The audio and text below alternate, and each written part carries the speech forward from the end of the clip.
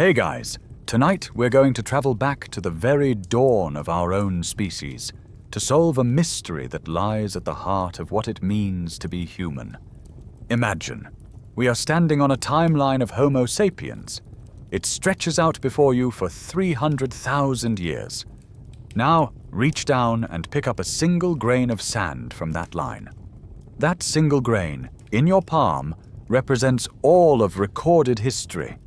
Everything you've ever read about, every king, every empire, every war, every book, every pyramid, every smartphone, it's all there in that tiny speck. We spend our lives studying that one grain of sand, but tonight, we're turning our back on it and looking at the vast, silent, unmarked road that stretches for miles behind us. Our journey is into that overwhelming quiet. For over 250,000 years, a creature with a body and a brain just like yours walked the earth. They looked like you, they bled like you, and they saw the same sun rise. But for almost all of that time, they left behind nothing. No art, no temples, no writing, no stories carved in stone. They lived and died and vanished into the earth, leaving only their bones and their simple stone tools. So what happened? Why was there this immense, baffling silence for hundreds of thousands of years? And then, in a geological blink of an eye, an explosion of art, music, ritual, and myth that would remake the entire planet. And what does that long silence tell us about the hidden nature of our own minds? Thanks to a revolution in genetics and archaeology, we can now venture into that silence together to find the answers. Frankly, if you were dropped into that deep past, the sheer scale of the quiet, the sheer emptiness of time, would be more terrifying than any saber-toothed cat. So, before you get comfortable, take a moment to like the video and subscribe, but only if you genuinely enjoy what I do here.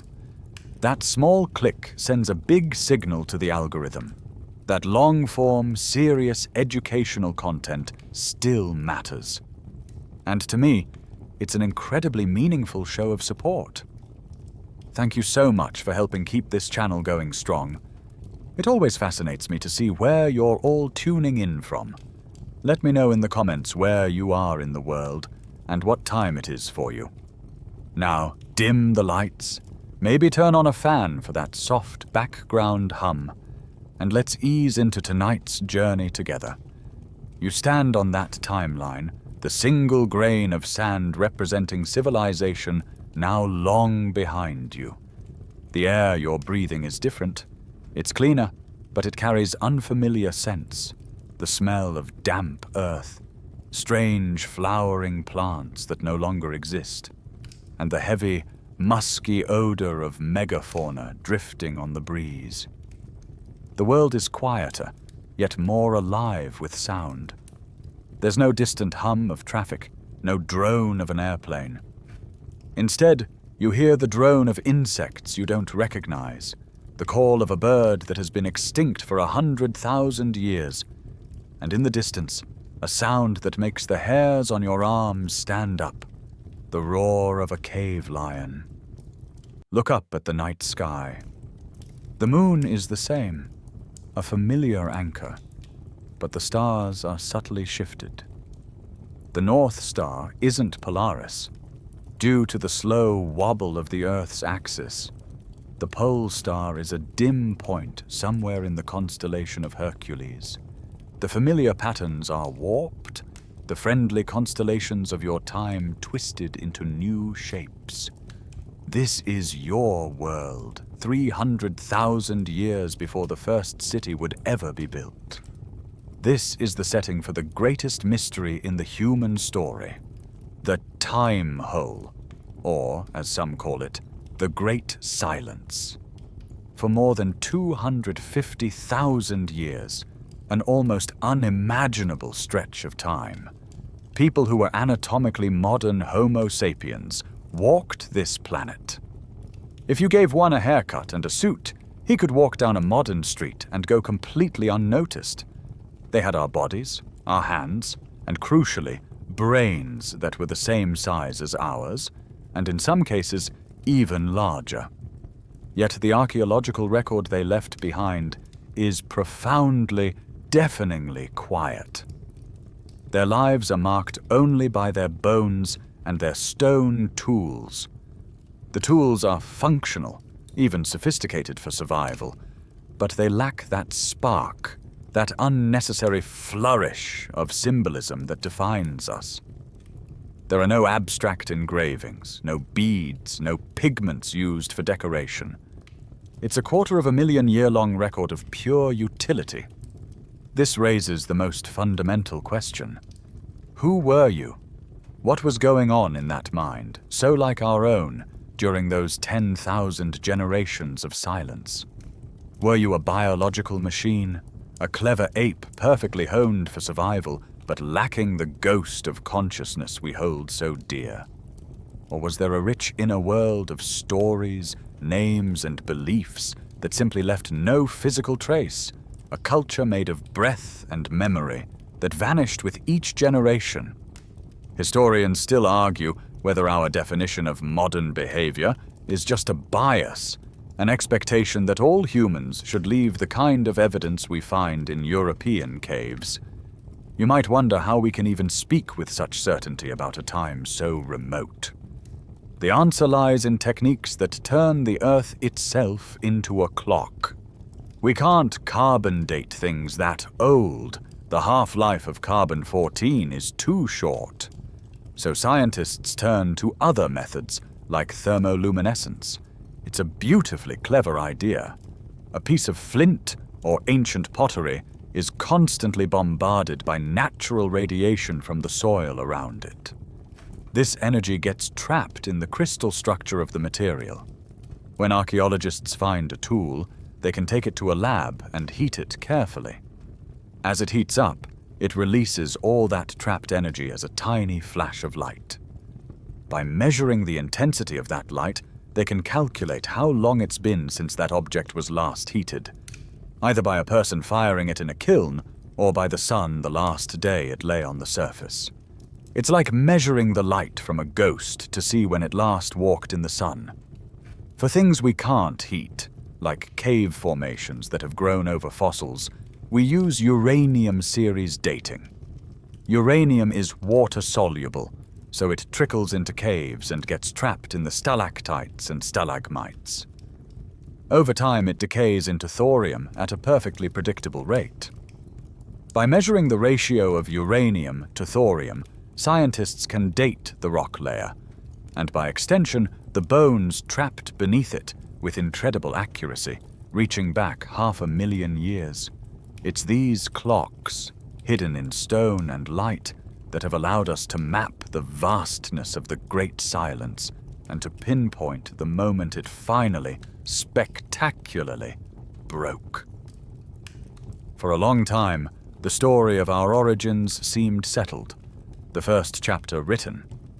The oldest Homo sapiens fossils were from Ethiopia at a site called Omo Kibish, dated to around 195,000 years ago. It created a neat, tidy picture. Our species was born in a single cradle in East Africa, and from there we went on to conquer the world. But our story is not neat, and it's certainly not tidy. The discovery that blew this picture to pieces, that threw open the doors to the Great Silence, happened in a dusty, wind-swept landscape in Morocco, at a place called Jebel Irhoud. Your journey takes you there now, not to a pristine archaeological dig, but to a noisy mine in 1961.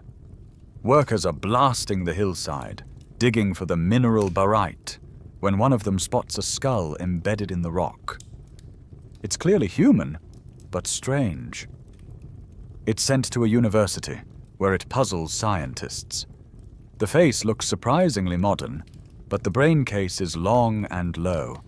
They tentatively label it a type of African Neanderthal, and using the best methods of the day, date it to about 40,000 years old.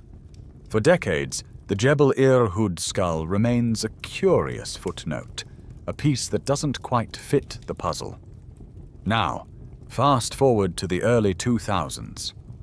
A paleoanthropologist named Jean-Jacques Hublin can't shake the feeling that the Jebel Irhoud skull is more important than people think.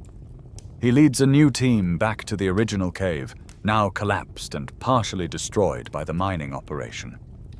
They begin to dig meticulously through what's left of the ancient cave floor, and they start finding more skull fragments, a beautifully preserved jawbone, and crucially, stone tools, exactly like the ones found with the original skull. Many of these flint tools show signs of having been in a fire. Remember that clock of light? Thermoluminescence? The team gathers these heated flints and sends them to the lab.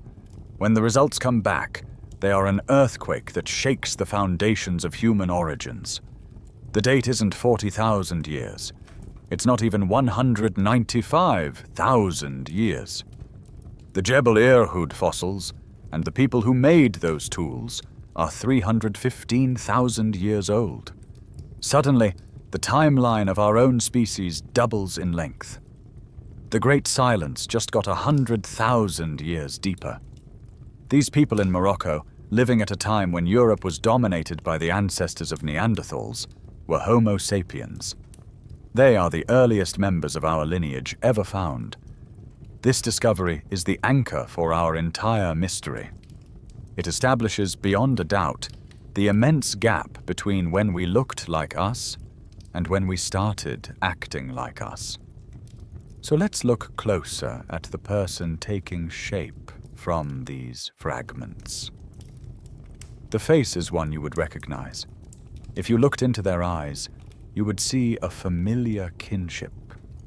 They had the delicate cheekbones, the short, flat face, the tucked-in jaw with a pronounced chin that are all hallmarks of a modern human.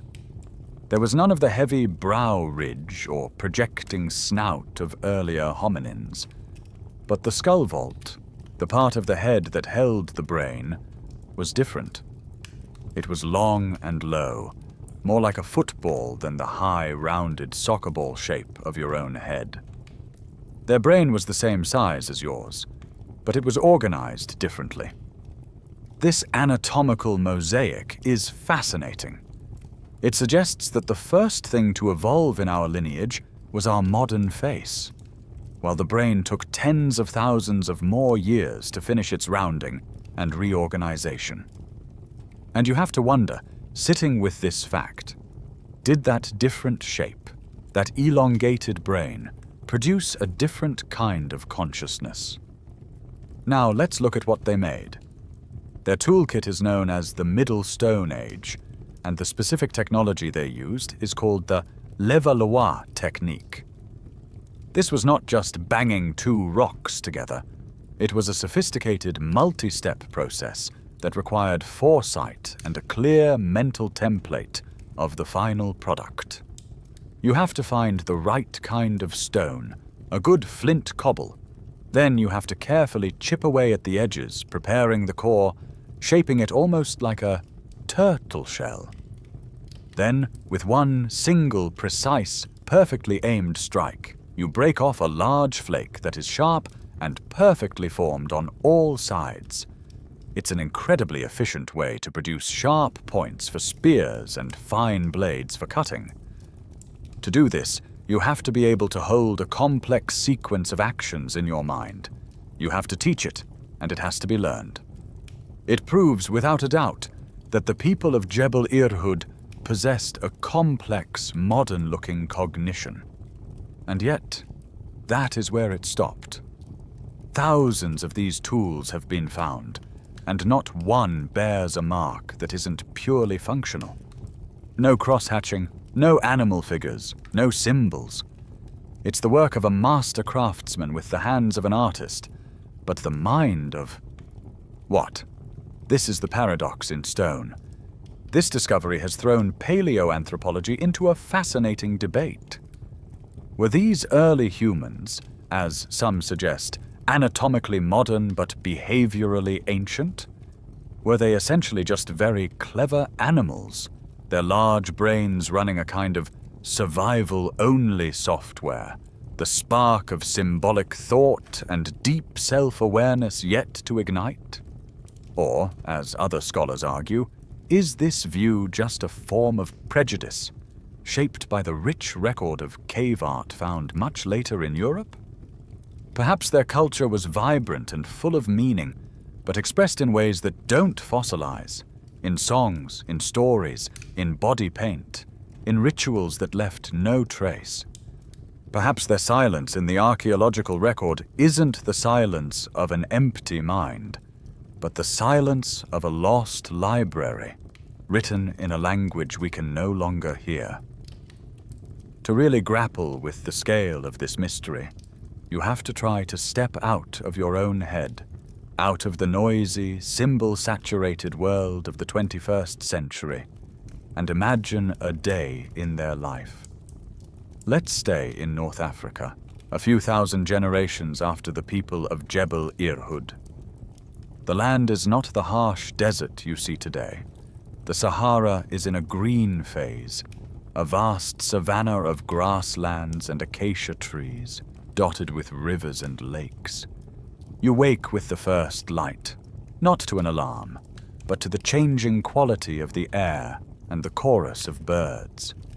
Your family, a small band of maybe 15 or 20 individuals, a few other families, your cousins, an elder or two, is already stirring around the ashes of last night's fire.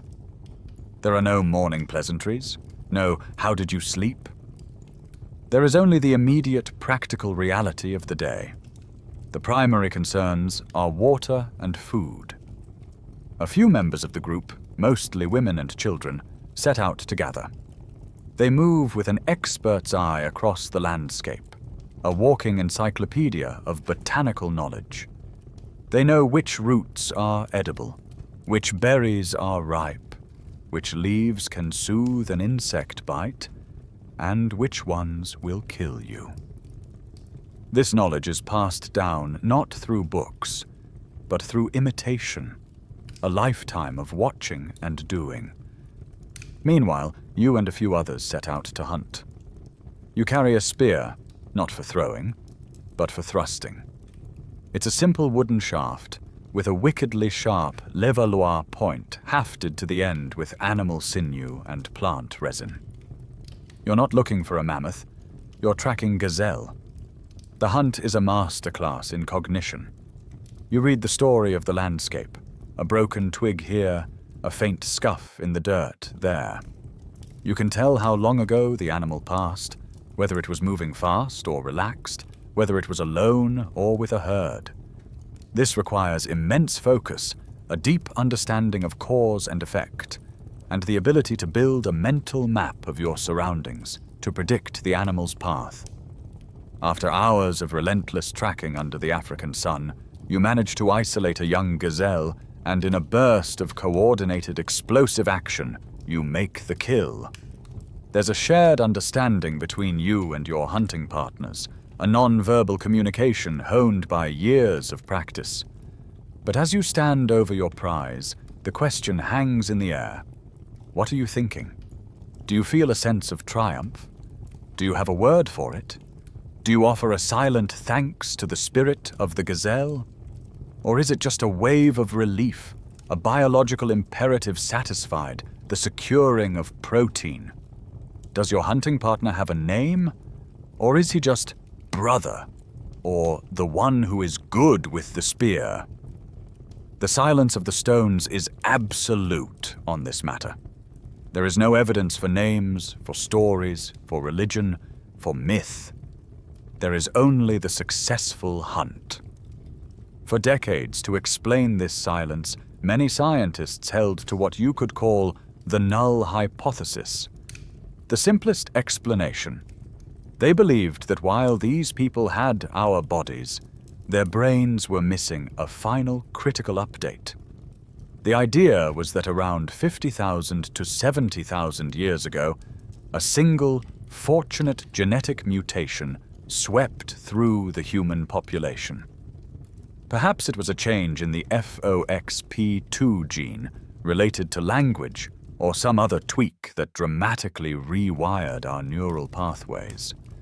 In this view, that one biological event was the on switch for symbolism, the big bang of consciousness that instantly gave us the ability for complex language, abstract thought, and art. The people who lived before this great leap forward were, in a sense, not quite us. They were beautifully crafted vessels, waiting for the ghost of the modern mind to finally enter the machine. To stretch your imagination about how different their minds could have been, consider a fringe theory from the 1970s by a psychologist named Julian Jaynes. He proposed the idea of the bicameral mind. Jaynes argued that ancient people, perhaps as recently as the time of the Iliad, weren't truly conscious in the way we are. They didn't have an internal, introspective narrative voice. Instead, he theorized, in moments of stress or decision-making, the right hemisphere of the brain would communicate with the left by generating auditory hallucinations, voices that were interpreted as the commands of a chief, a dead ancestor, or a god. Now, to be clear, this is not a mainstream scientific theory and has been largely dismissed. But it's a powerful tool for us, a thought experiment to help us break free from the assumption that the experience of being human has always been the same. It forces us to consider that for 250,000 years, the inner landscape of a human being might have been utterly alien to our own. A mind that was brilliant at survival, but perhaps didn't ask, "Who am I?" or "Why are we here?" Because the very architecture for asking such questions hadn't been built yet. This idea of a final biological upgrade was the neat, tidy answer for a long time.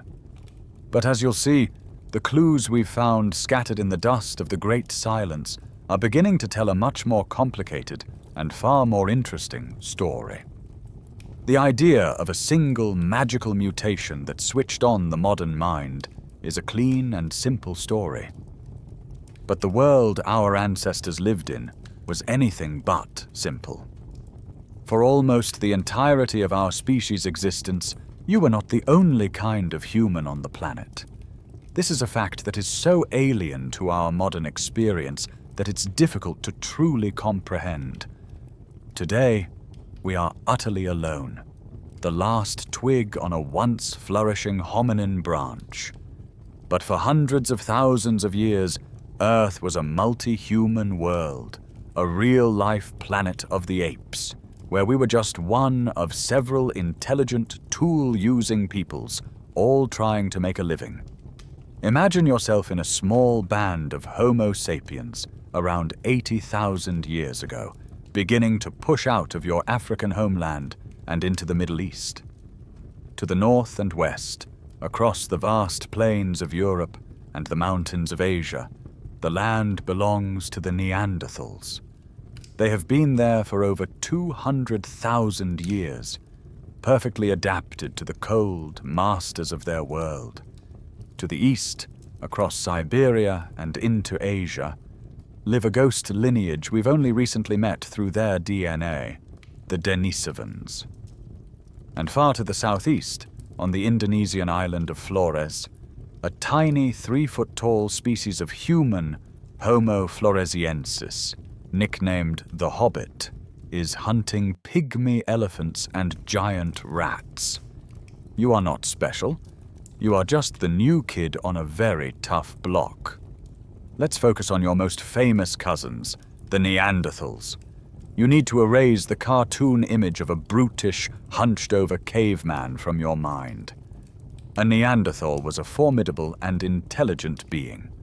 They were shorter and stockier than you, but immensely powerful, with a barrel chest and thick, strong bones, a build perfectly designed to conserve heat in the cold of Ice Age Europe. Their brains were, on average, slightly larger than yours. They were apex predators, masters of the ambush hunt, using their immense strength to get up close to megafauna like woolly rhinos and giant deer in what must have been terrifyingly dangerous confrontations. And their minds were far from simple. They cared for their sick and elderly.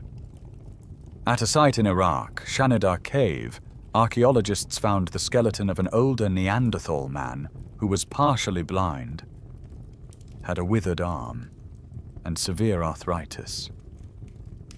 He would have been unable to hunt or even keep up with the group on his own, yet he lived to an old age.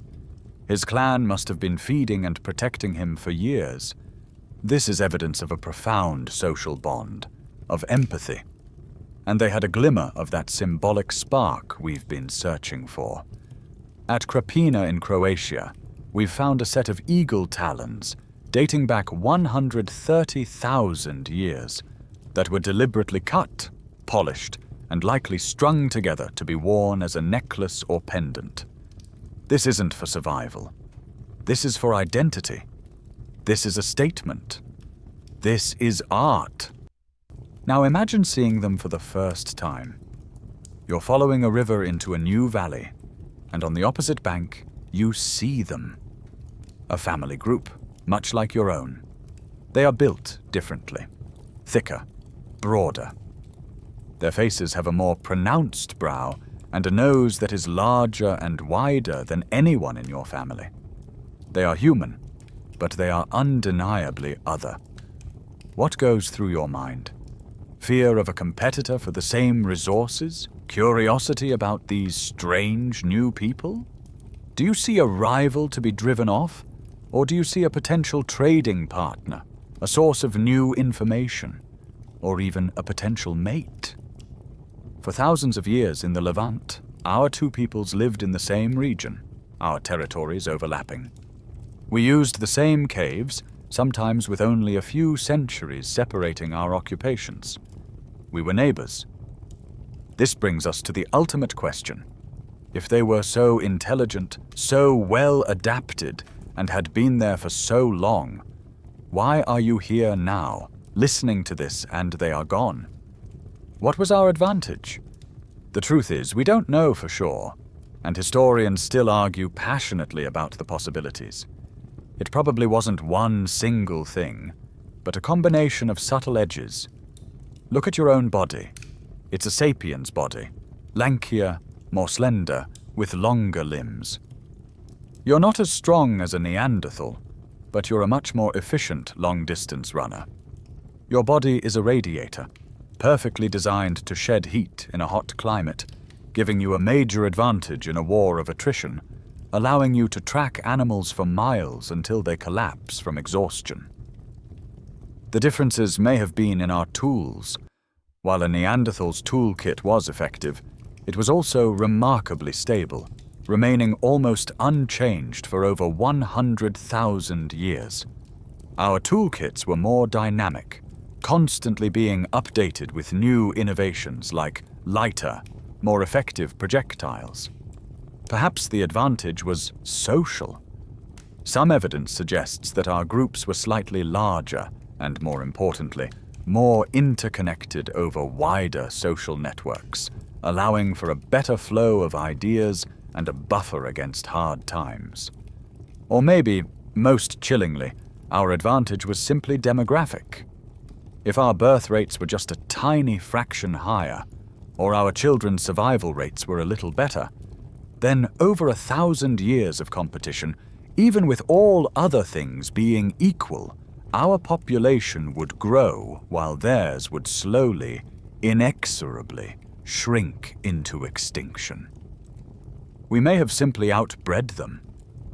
The world of these other humans wasn't a backdrop to our story. It was a critical part of it, one that would shape our genetics and our destiny in ways we are only just beginning to understand. The fact that we shared the planet with other kinds of humans forces us to abandon any simple, linear story of our own supremacy.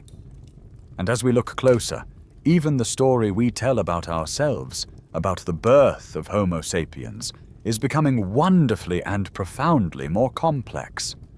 For a long time, the dominant narrative was a tidy one, often called the recent African origin model, or more dramatically, out of Africa.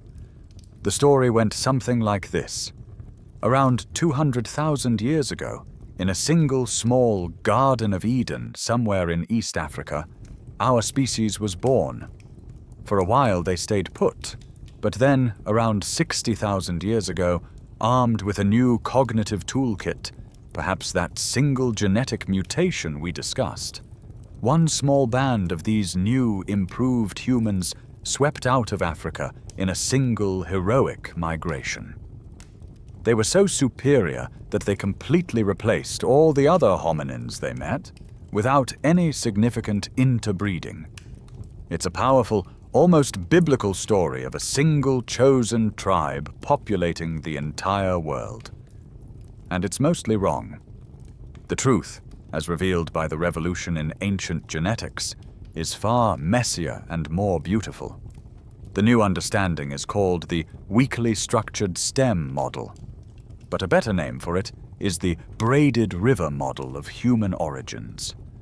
Forget the idea of our species originating from a single tree trunk, a single point in time and space. Instead, you should picture the entire continent of Africa as a river delta. For hundreds of thousands of years, our ancestors existed as a meta-population, a network of distinct groups, scattered from Morocco in the north to South Africa, from Senegal in the west to Ethiopia in the east. They were semi-isolated, separated by deserts, forests, and mountains. During periods when the climate was favorable, when the Sahara bloomed green with grasslands and rivers, these different streams of humanity would flow together. They would meet, trade, and crucially, exchange genes. Then the climate would shift again. A megadrought might last for 1,000 years, turning the green corridors to sand, and the river would break apart into dozens of isolated channels once more. In these periods of isolation, each small group would evolve on its own unique trajectory, developing its own physical traits and its own cultural toolkits. Then the rains would return, the streams would merge again, and they would pour all their unique genetic and cultural experiments back into the common human gene pool. Our species was not born in a single event. It was forged in this continental scale process of separation and remixing, a slow, million-year-long dance of genes and climate. This isn't just a speculative guess. It's written in your own DNA. When geneticists study the genomes of modern peoples across Africa, particularly groups with very old lineages like the Khoisan of southern Africa or the Mbuti people of the Congo Basin, they find a staggering amount of genetic diversity. The genetic differences between some of these African groups are deeper and more ancient than the differences between Europeans and East Asians. This deep, structured diversity simply could not exist if we all descended from one tiny, homogeneous tribe that lived 200,000 years ago. It is the living echo of that ancient network of separated streams, the genetic proof that our origin story is a pan-African one. And this braided river model perfectly explains the fossil evidence that once seemed so confusing. The people from Jebel Irhoud in Morocco, with their modern faces and archaic brain cases, they were one stream in the river. The fossils from Homo Kibish and Herto in Ethiopia, which look much more like us, they were another stream. For a long time, scientists tried to force these fossils into a single, linear sequence of begats, trying to find the one true ancestor. Now we understand that they were all our ancestors, all part of the same continent-spanning braided metapopulation. The Homo sapiens you see in the mirror today is the grand confluence, the final merging of all these ancient African rivers into one. This genetic messiness, this constant fragmentation, is not a bug in our origin story. It is the central feature. And it brings us one step closer to solving the mystery of the Great Silence. If our species spent most of its early existence as a scattered archipelago of small, isolated groups, constantly being buffeted by climate change, it's no surprise that culture struggled to accumulate. A brilliant idea or a new artistic tradition might flourish in one stream for a few generations, but it could be wiped out in the next drought, its memory vanishing forever. The network was too thin, the connections too fragile. Before the fire of modern culture could ignite and spread, the human world needed more people and more stable connections. The streams needed to finally and permanently merge. We now have a picture of our early species as a fragmented, braided river of peoples spread across a continent. This fragmentation helps explain the long cultural silence. But what was keeping the river braided? What force was so powerful that it could repeatedly isolate groups of humans for thousands of years, preventing them from ever reaching the critical mass needed for culture to take off? The answer is not in our biology, but in the planet itself. The world you were born into was a violent and unpredictable place. You were living in what scientists now call the Pleistocene, but a better name for it would be the climate casino. You have to understand that the last 11,000 years of human history, the period called the Holocene, has been a time of miraculous and frankly unnatural stability. This is the period that saw the invention of agriculture, the rise of cities, the birth of empires, and the internet. All of it was made possible by a gentle, predictable climate. This is not the normal state of affairs. For the vast majority of our species' time on Earth, the planet's climate system was less like a gentle thermostat and more like a broken switch, flickering violently between extremes with terrifying speed. You were living at the mercy of a world that was fundamentally chaotic. The most dramatic evidence for this comes from deep within the Greenland ice sheet. By drilling down miles into the ice and analyzing the layers of ancient snow, scientists have been able to reconstruct a year-by-year history of the planet's climate. And what they found is shocking. The Pleistocene was punctuated by at least 25 events known as Dansgaard-Oeschger events, or DO events. These were not slow, gradual climate shifts. They were brutally fast. Within the space of a few decades, a single human lifetime, the average temperature in the Northern Hemisphere could suddenly leap by as much as 10 to 15 degrees Celsius. Imagine that. You are born into a world that is cold and dry. By the time you are an elder, the world is warm and wet. The ecosystems your parents taught you to survive in have vanished, replaced by a completely new landscape with new plants and new animals. And then, after a few centuries of this warmth, the system would flicker again, and the climate would begin a slow, grinding, 1,000-year-long slide back into the depths of a glacial period. It was a cycle of whiplash and freeze over and over again. The world had no memory. This wasn't a backdrop to your life. It was the main antagonist. You are living in a green North African savanna. A DO event flickers the climate switch. The monsoon rains that feed your grasslands shift south. Within 2 or 3 generations, your home is an impassable desert of sand dunes, a hostile barrier that cuts you off from the people living on the other side. You are living in Europe, near the edge of the great ice sheets. The climate warms abruptly, the ice sheet melts, and the resulting flood of fresh water into the North Atlantic shuts down the ocean currents. Suddenly, your warm climate collapses back into a deep freeze. The forest your family has lived in for centuries dies and is replaced by frozen tundra. The herds you hunt migrate away or starve. The coastline you rely on for food might retreat by 100 miles as the ice sheets lock up more of the world's water. Living in this kind of world has profound consequences. It's impossible to settle down. It's impossible to build anything permanent.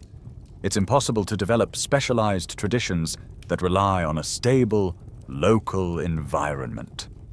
Your entire existence is a desperate scramble to adapt. Your culture has to be ruthlessly portable and minimalistic. Your population is kept perpetually small, scattered, and hovering on the brink of extinction. A sudden drought, a harsh winter, the failure of a key food source. Any one of these could wipe your small band, and all its accumulated knowledge, completely off the face of the earth. This was the great filter of the Pleistocene. It wasn't just survival of the fittest, it was survival of the luckiest. In this planetary casino, the house always had the advantage, and it relentlessly cut down any group that started to get too successful, enforcing the Great Silence for 250,000 years. Survival was the only project, the only art form, the only religion. As if a planet with a broken thermostat wasn't enough of a challenge, the chaotic world of the Pleistocene was also a world of giants. The cast of characters in your daily life was a collection of creatures straight out of a fantasy epic. These were the megafauna, the giant beasts of the Ice Age. Their presence shaped every aspect of your existence, representing both the greatest danger and the greatest opportunity you would ever face. Picture yourself moving through the tall grasses of a European steppe during a warmer interval. In the distance, you see a herd of woolly mammoths. You don't just see them, you feel them. Their footsteps are a low thrum that travels through the ground into the soles of your feet. These are not elephants as you know them. They are mountains of muscle and shaggy reddish-brown fur, with a high domed head and tusks that can grow up to 16 feet long, curving majestically in on themselves. A single bull mammoth could stand 13 feet at the shoulder and weigh over 6 tons. They are living fortresses, intelligent, social, and fiercely protective of their young. The landscape is filled with other wonders.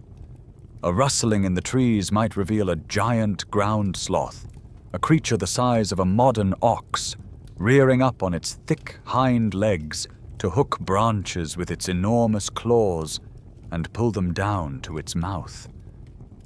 On the plains, you see herds of giant deer, the megaloceros, whose antlers are the largest of any deer that has ever lived. A 10-foot-wide crown of bone that would make them look like walking trees. And with these magnificent herbivores came the predators. You would live in constant awareness of the cave lion, a beast 25% larger than a modern African lion, and the saber-toothed cat, Smilodon, whose iconic 8-inch canines were not for biting so much as for stabbing, designed to sever the windpipe of its prey in one devastating strike. In the caves that offered you shelter, you might find you have a seasonal roommate, the cave bear, a creature that could weigh up to a ton and would stand 10 feet tall on its hind legs. And it wasn't just the famous beasts. The world was full of oversized versions of familiar animals, adding a layer of surrealism to your world. The rivers might be home to the giant beaver, Castoroids, a rodent the size of a black bear, weighing 200 pounds, with 6-inch long incisors. The sheer scale of life was different. It was a world turned up to 11, a place of immense vitality and immense danger. From your perspective as a hunter, these animals were the ultimate prize and the ultimate risk. A single successful mammoth kill was a lottery win for your entire clan. It was a walking supermarket. You would have tons of meat, rich in fat and protein, which could be eaten fresh, dried, or frozen to last for weeks or even months. Its thick, shaggy hide could be used to make warm clothing or to cover the framework of a shelter. Its massive bones could serve as the architectural supports for those shelters. Even its dung could be dried and used as a slow-burning fuel in a treeless landscape. And its ivory tusks were one of the finest raw materials the Ice Age had to offer. A dense, workable material perfect for crafting tools, spear points, and eventually the first art. But to win that prize, you had to face the beast. This was the driving force behind what you could call a co-evolutionary arms race. Hunting a 6-ton mammoth with a thrusting spear is not a job for one person. It's a job for a highly coordinated team of intelligent, communicating, and brave individuals. You couldn't out-muscle the megafauna, you had to outthink them. This constant, high-stakes struggle was a powerful engine for our cognitive development. It selected for groups that could plan, that could communicate complex ideas, that could innovate with their technology, and that could maintain the strong social bonds needed for a terrifyingly risky cooperative hunt. Your intelligence was sharpened on the tusks of the mammoth and the claws of the cave bear. The very act of surviving in this world of giants was forcing you to become more socially complex, more cooperative, and smarter. It was another crucial piece of the puzzle, another foundation stone being laid for the great cultural shift that was still thousands of generations in the future. You have learned to survive in a world of chaotic climate swings and giant beasts. You have become a master of adaptation, an intelligent and resilient hunter-gatherer. Your life is a constant series of high-stakes risks, but they are risks you understand. You know the seasons, you know the animals, you know the land. But then comes a day, 74,000 years ago, when the planet unleashes a catastrophe of a scale so immense that all your knowledge and skill are rendered meaningless. It is a day that will be etched into the very DNA of our species, a day the world almost ended. Let's set the scene. You are with your family on the coast of what is now South India. It's a typical day. The sun is hot, the sea is blue, and you are digging for shellfish in a tidal estuary. The rhythms of your life are dictated by the sun and the tides. In the afternoon, you might nap in the shade, and in the evening, you will gather around the fire. Life is hard, but it is predictable. Then you feel a tremor in the ground. Not a violent shaking, but a deep, low vibration, as if the whole world is humming. The birds in the coastal trees fall silent. You look to the west, and you see something that your mind has no framework to understand. On the horizon, a cloud is rising. But it is not a storm cloud. It is a churning, boiling mass of gray and black, expanding upwards and outwards with impossible speed, growing until it consumes the entire sky. The sun, a moment ago a familiar orb of heat, becomes a hazy, dim red disk, and then vanishes completely. Mid-afternoon is plunged into an unnatural, terrifying twilight. Then the sound arrives, not a sharp crack, but a continuous, deafening roar that you feel in your bones, a sound that seems to come from everywhere at once. What you are witnessing is the eruption of the Mount Toba supervolcano in Sumatra, over 1,500 miles away. It is the largest volcanic eruption to occur in the last 2.5 million years. An explosion with the force of thousands of atomic bombs, so powerful it will leave a crater, now a lake, 60 miles long. The immediate effects are devastating. A thick blanket of grey, glassy ash begins to fall from the sky, covering the landscape, choking the trees, and turning the rivers to sludge. But the true catastrophe is just beginning. The eruption was so violent that it injected hundreds of millions of tons of sulfur dioxide and ash into the stratosphere, more than 100 times the amount from the famous Krakatoa eruption. This fine veil of aerosols spread around the entire globe, wrapping the planet in a shroud that reflected the sun's light and heat back into space. The result was a volcanic winter. Global temperatures plummeted by as much as 15 degrees Celsius. In the temperate zones, it was a decade of winter. In the tropics, it was a decade without a summer. The rains failed. The monsoons stopped. The acid-laced snow and rain poisoned the water. Plants starved of sunlight and warmth withered and died on a continental scale. The herbivores that ate the plants starved, and the carnivores, including you, that ate the herbivores, starved in turn. The entire food chain collapsed. For at least 6 years, and possibly a decade, the planet was locked in a grim, volcanic twilight, followed by up to 1,000 years of a colder, harsher climate. This event is the basis for what is known as the Toba catastrophe theory. First proposed in the 1990s by the anthropologist Stanley Ambrose, it argues that this single eruption was the ultimate near-extinction event for humanity.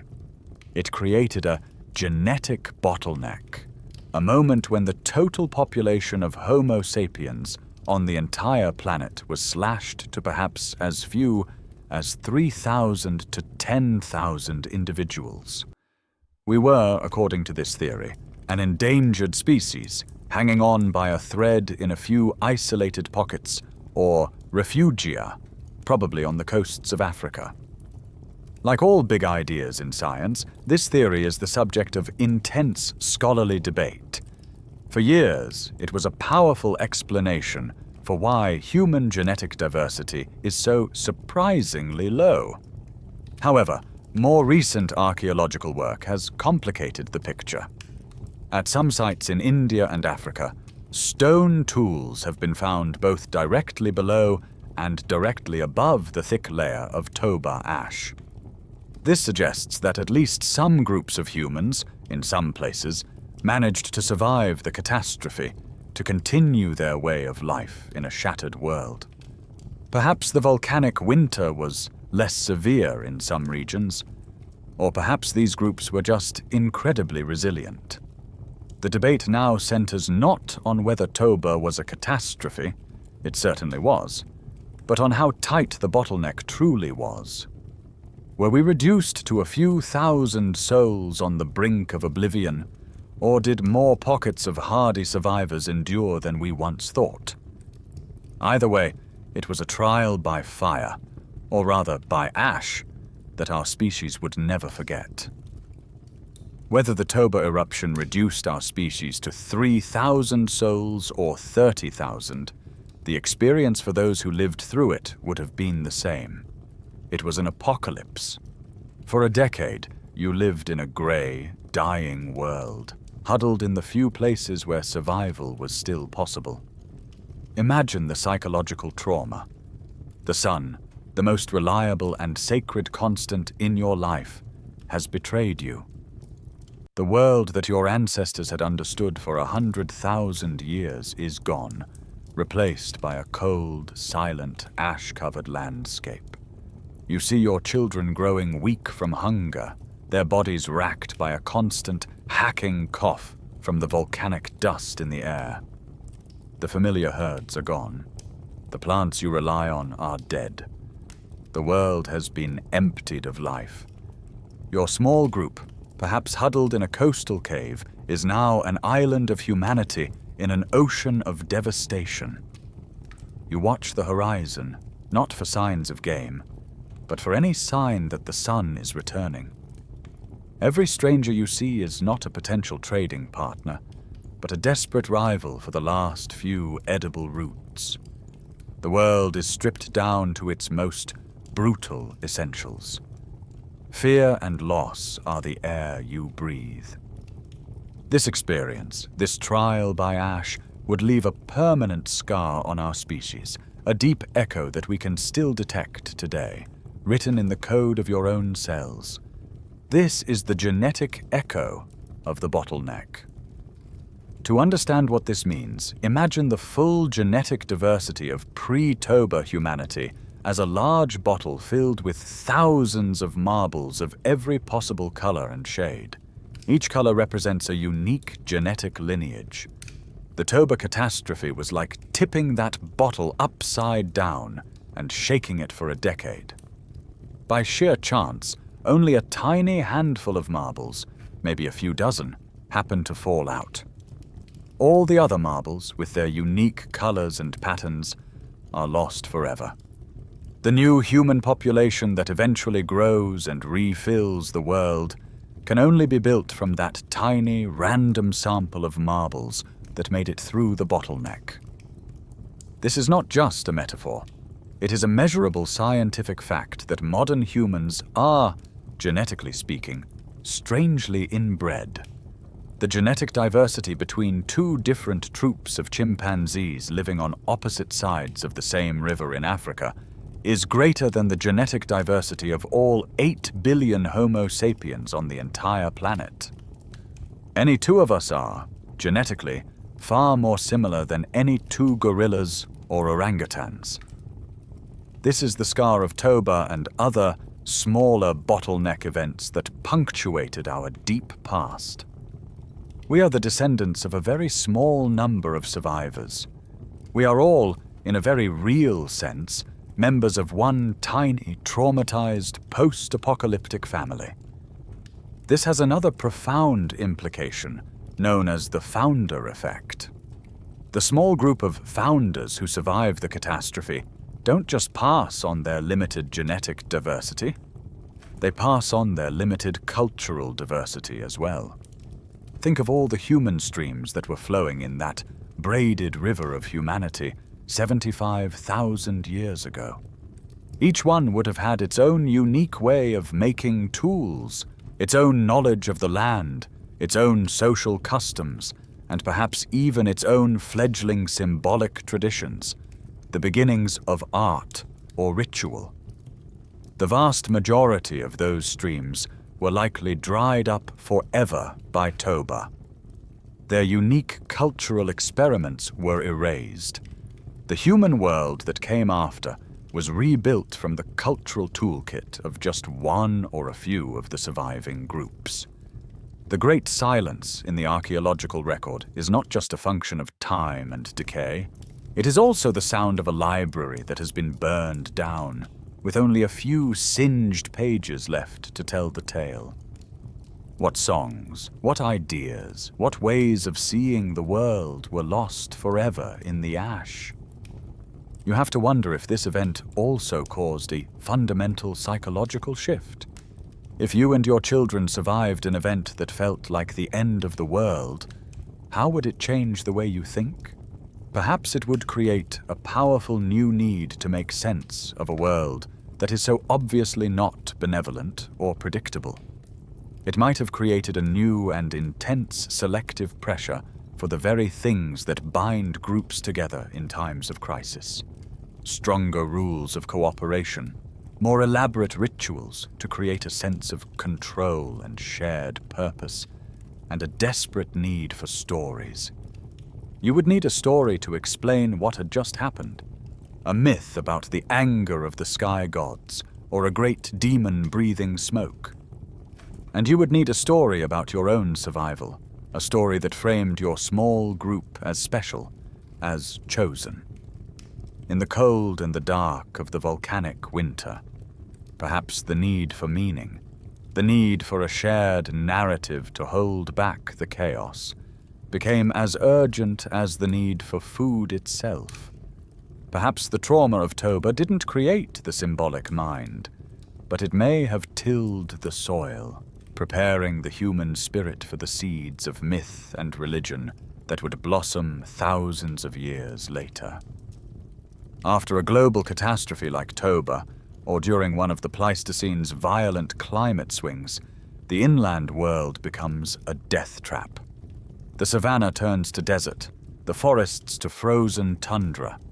The great herds of megafauna that you depend on migrate hundreds of miles away or die off completely. In a world of chaos, where do you go to hide? Where are the lifeboats, the refugia, where a small band of humans can weather the storm? For many of our ancestors, the answer was the coast. Imagine walking out of a barren, dusty interior landscape and coming over a rise to see the ocean for the first time. It is a world of incredible richness, and most importantly, of predictability. The coast is a linear supermarket stretching for thousands of miles. Even if the land behind you is dying, the edge of the sea remains relentlessly alive. At low tide, the rocks expose a buffet. Mussels, oysters, abalone, and limpets, all clinging there for the taking. Crabs and lobsters scuttle in the tidal pools. Edible seaweed sways in the shallows. The rhythm of life here isn't dictated by the chaotic climate, but by the eternal, predictable pulse of the tides.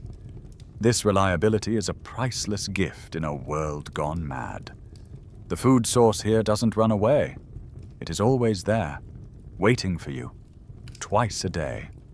This marine diet didn't just provide calories, it provided brain food. Seafood, particularly shellfish, is one of the richest natural sources of the essential nutrients for human brain growth and function. It's packed with omega-3 fatty acids, specifically DHA and EPA, which are critical building blocks for gray matter. It also contains trace elements like iodine and zinc, which are vital for healthy neurological development. The mainstream scientific view is that a shift to a marine-based diet could have been one of the key catalysts in the final stages of our cognitive evolution. By settling on the coasts, you weren't just feeding your stomach. You were feeding your mind, and the minds of your children, laying the neural groundwork for more complex thought. We know this isn't just a plausible theory. We have found the evidence.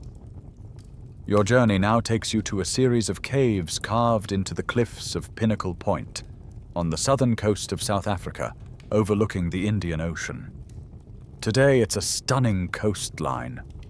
But 164,000 years ago, when the people we are looking for lived there, the world was in the grip of a brutal ice age. The African interior was a vast, uninhabitable desert, as dry and barren as modern-day Mars. It was a terrible time to be alive. Yet in these caves, a team led by archaeologist Curtis Marian has found evidence of a small population of humans who were not just surviving, but thriving.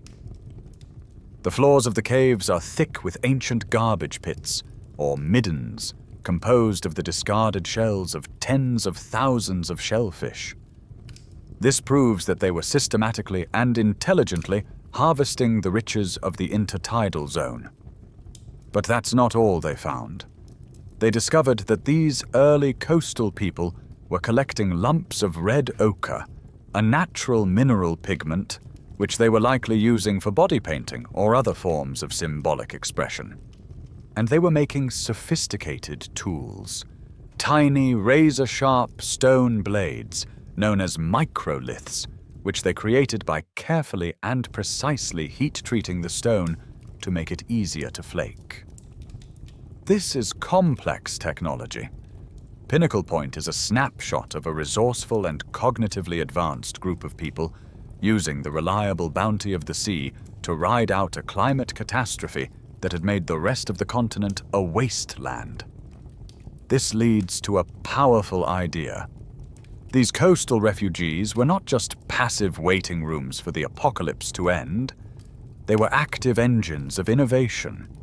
The dense, predictable food supply of the coast allowed for something that was almost impossible in the interior, a more settled existence. You didn't have to be constantly on the move, following migratory herds. You could stay in one place for longer, perhaps for generations. This stability allowed for slightly larger populations to develop. And in these denser, more stable communities, the whole dynamic of culture begins to change. Remember that enemy of progress, cultural drift? In a slightly larger, more connected group, the random loss of skills and ideas becomes less likely. There are more minds to hold the knowledge and more opportunities to improve upon it. The coasts, then, were perhaps the first laboratories for modern human behavior, the incubators where the flickering flame of symbolism was nurtured in small, resilient communities, long before it was ready to spread and set the world on fire. The coastal refugees were the laboratories, the incubators where our ancestors weathered the storms of the Pleistocene. In these pockets of relative stability, you learned to exploit new food sources, you developed new technologies, and your populations slowly, carefully, began to grow. As the climate entered a slightly more stable phase around 60,000 to 70,000 years ago, you began to expand once more. Your ancestors, armed with the resilience and ingenuity forged in those coastal crucibles, began to push out of Africa and into Eurasia in a major, permanent way. And as they did, they came face to face with their cousins, who had owned that land for 250,000 years. It's time to talk about the Neanderthals again, not just as a strange, extinct species, but as a people who are a direct and living part of our own story. We have to go deeper than the stereotypes. The Neanderthals were the original Eurasians, the ultimate survivors of the Ice Age. Their bodies were a masterclass in adaptation to the cold, and their brains, let's not forget, were on average larger than our own. For a long time, the story was that when we, the clever, creative Homo sapiens, arrived in Europe, the Neanderthals, who lacked the capacity for symbolic thought, were simply swept away. But the archaeological record is starting to tell a very different and much more interesting story. The evidence for a rich Neanderthal inner life is growing. We've already mentioned the eagle talon jewelry from Krapina, Croatia, a stunning find that predates our arrival in the region by 80,000 years. This is their own independent invention. At sites in Spain, like Cueva de los Aviones, archaeologists have found seashells that were deliberately perforated and coated with sophisticated mineral pigments, including a sparkly gold-colored pyrite and a rich red lepidocrocete. These were made 115,000 years ago, long before any Homo sapiens were in the area. And perhaps most provocatively, at the cave of La Roche-Cotard in France, a series of lines and dots have been found, traced by a human finger on a soft layer of cave wall silt. They are clearly intentional, forming a pattern. They have been dated to around 75,000 years ago, and the only humans in France at that time were Neanderthals. The debate among archaeologists is now electric. Was this an independent flowering of symbolic thought? A separate but parallel journey into the world of meaning? Or were these later examples perhaps the result of very early contact with our species? A case of cultural borrowing? The fact that this question can even be asked has completely transformed our view of the Neanderthal mind. They were not mindless brutes waiting to be replaced. They were on a journey of their own. And we know, with absolute certainty, that our two journeys intersected in the most intimate way possible. The final, irrefutable proof of the Neanderthals' humanity and our deep connection to them is not in their tools or their ornaments, but in your own body. If your ancestry is from anywhere outside of sub-Saharan Africa, whether you are European, Asian, Native American, or an Australian Aboriginal, then you are part Neanderthal. Your genome contains between 1 and 4% of DNA that is a direct inheritance from them. This is the echo of ancient encounters, the ghost of another kind of human living within you. Genetic analysis allows us to pinpoint when and where this likely happened. The primary mixing event seems to have occurred somewhere in the Middle East, between about 50,000 and 60,000 years ago. This was the crossroads of the world, the gateway out of Africa. As our ancestors migrated into this new land, they met the Neanderthals, whose ancestors had been living there for millennia. And they didn't just fight, and they didn't just ignore each other. They had children. We shouldn't imagine this as a single dramatic Romeo and Juliet event. It was likely a long, drawn-out process spanning thousands of years. For generations, our two populations lived in the same landscapes, using the same water sources, hunting the same animals. There would have been trade, exchanges of technology, and inevitably, the exchange of genes. But this raises a profound and unanswerable question. What was the nature of these encounters? The cold, hard data of genetics can tell us that it happened, but it cannot tell us the human story behind it. Was it love? Can you imagine a young sapiens man and a Neanderthal woman from different tribes, different peoples, finding each other and forming a bond, their child becoming the first bridge between two worlds? Were these planned arrangements, alliances formed between two different clans to cement a treaty or a trade relationship? Or was there a much darker side to it? Was this the result of conflict, of raids and warfare, where women were taken from the defeated group? The truth is, we will never know. All of these scenarios are plausible, and all of them probably happened at some point.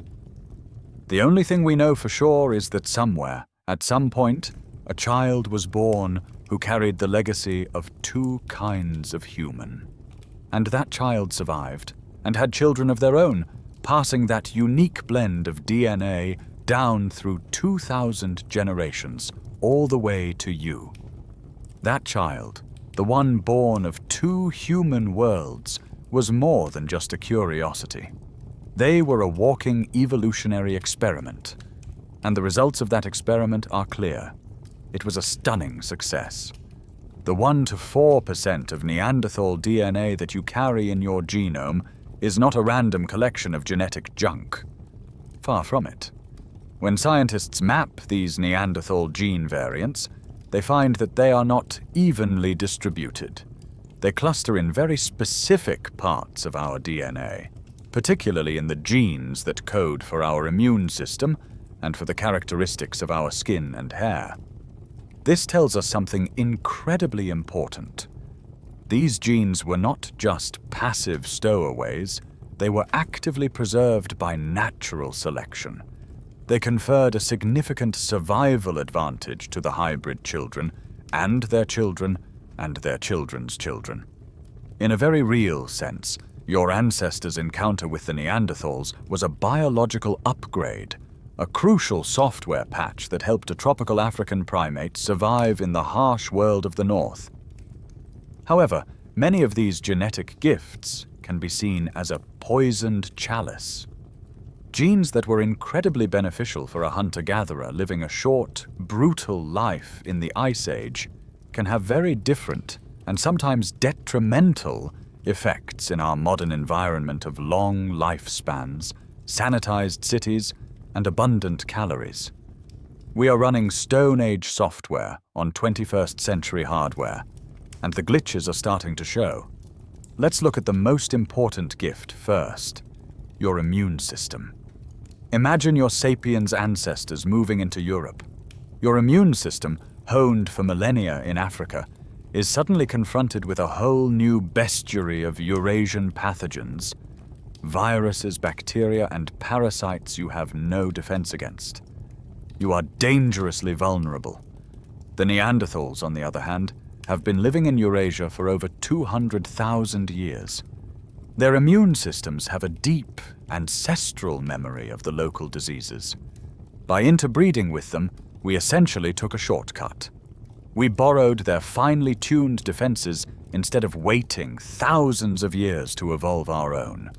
Specifically, many of us inherited Neanderthal versions of genes called toll-like receptors. These are like the sentinels of your innate immune system, the first responders that recognize and attack invading pathogens. Getting this genetic upgrade was like being handed a field guide to all the local enemies, and it was a critical factor in our successful colonization of the planet. The second major gift was for adapting to the new environment itself. Neanderthal genes heavily influence the production of keratin, a fibrous protein that is the key structural material in your hair, skin, and nails.